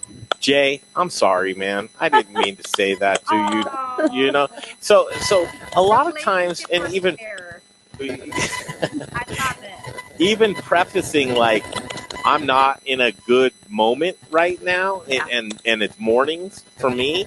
That mornings are important for the remainder of your day. Right. Like, that'll set your day off. But really, that domino effect of, like, I get in a fight with Jay first thing in the morning, and then I talk to my mom or I talk to somebody, and it's going to continue on to where you just beat the hell out of everybody you love. Do you apologize ahead of time, or do you take the temperature of the day, or do you need to be hyper aware right now of what you're doing? I think a little bit of all the above. I would say setting the intention for yourself that you're going to try to speak with kindness and compassion, and then also recognize you're not always going to get it right. And so also make sure that I tease a little bit, but that's a real thing. Relationship repair is huge. Being able to come back to the table and say, I got that wrong. I screwed that up. I didn't speak to you in a kind way. And I am sorry for that. And I'm sure Jay will feel very loved if and when you're able to just acknowledge that we're going to get it wrong sometimes. I think acknowledgement is huge. People need that. And we've got to set reasonable expectations of ourselves. We're not going to be speaking with kindness and grace all of the time. Yeah, that was actually a true story, because this morning Jay and I got a little on the phone, about putting these shows together every single day is a lot. No easy effort. And it was funny because Jay and I, we do love each other. We have a true respect and love for each other. And it was one of those things. He was like, okay, I'll take 50% blame. And I'm like, okay, man, I'll take 50% blame. And then we were like, okay, cool. And with guys, it's like, okay, no more say. And then I'm like, how come nobody's calling me to tell me what's going on today? That's right. They were loving on each other. Aww. So how do you inspire people when, or try and put a face on when you're just not feeling things? How Doctor, how do we come in here and we're like, man, it's showtime, but I'm not feeling it?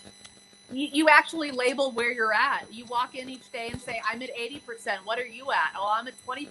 All right. Well, between your 20 and my 80, that makes 100%. We're good. Or if you're at, we're both at 15%, then Jay's got to throw in the rest. Or you simply say, what are we going to do when there's a gap? What are we going to do when we can't give 100% between all of us? And you tell your viewers, we're not going to be at 100% today.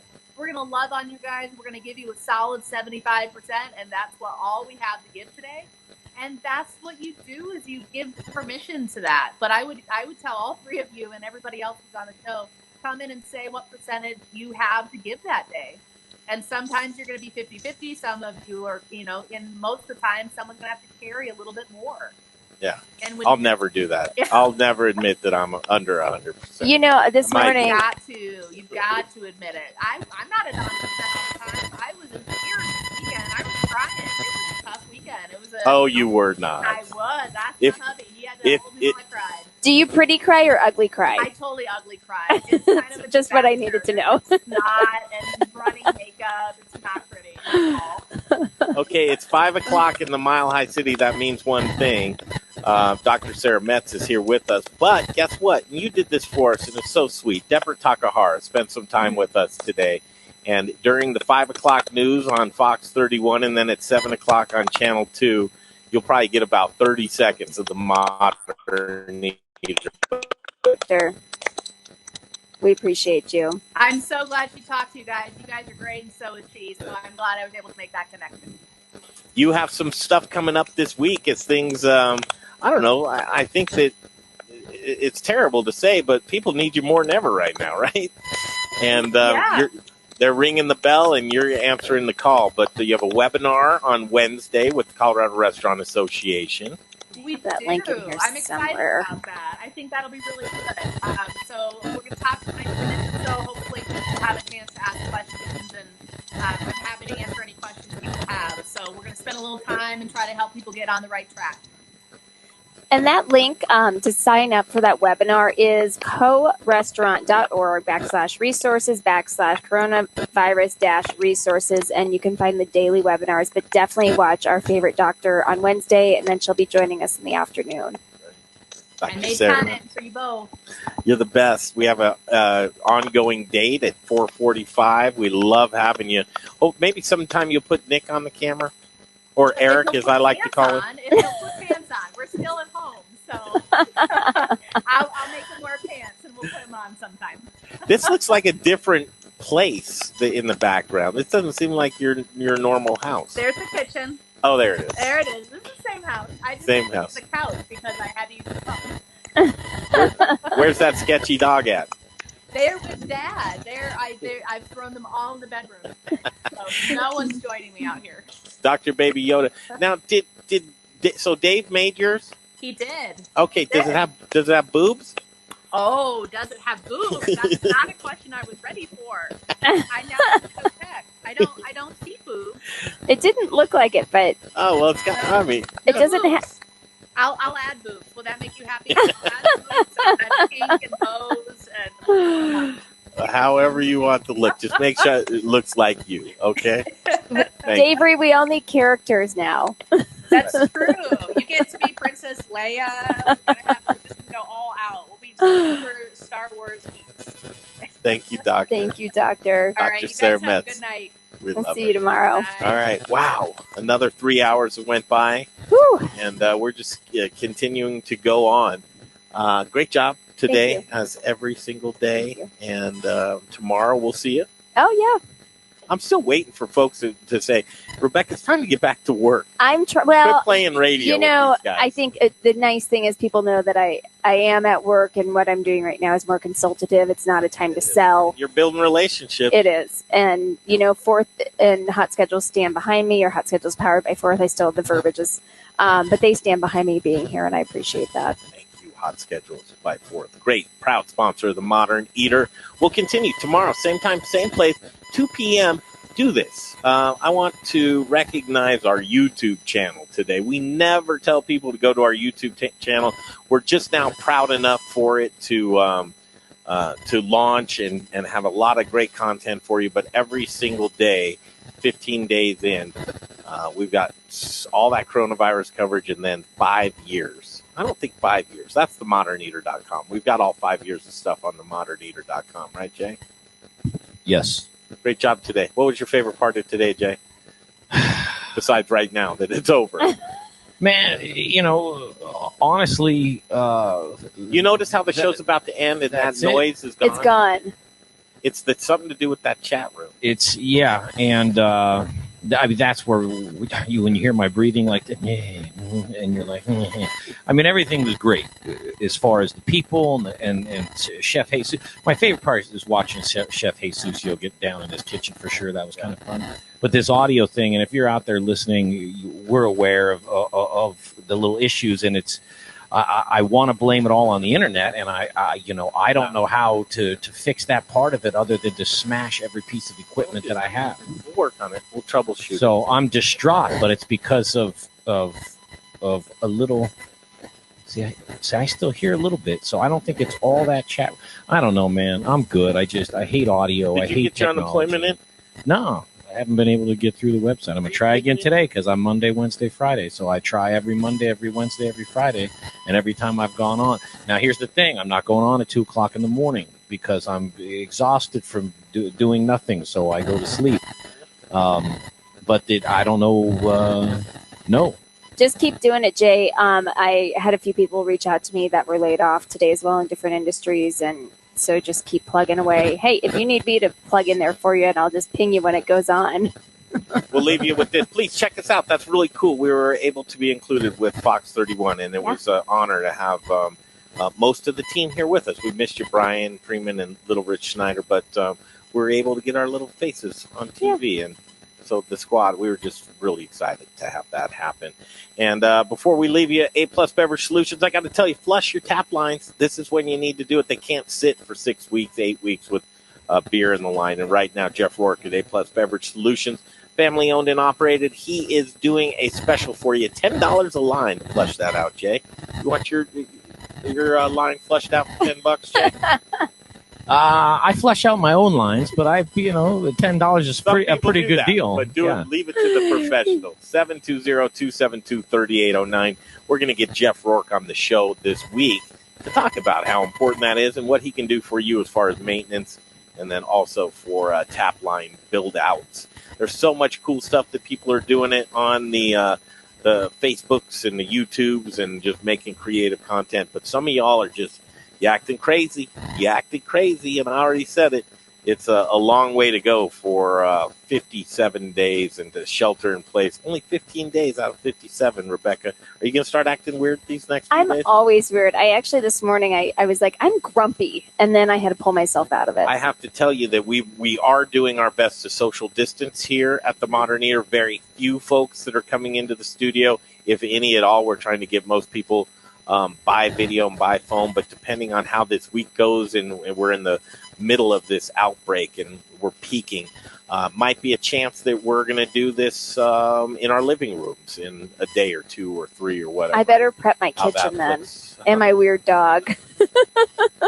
I'm sure it looks just fine. Prep Andy, though. He's here now. He's back. That's who you need to prep. Okay, we're going to take off. We'll see you tomorrow, 2 to 5 p.m. Go right now. Turn this off and go to Fox 31 and watch us on there. Cool. See you tomorrow.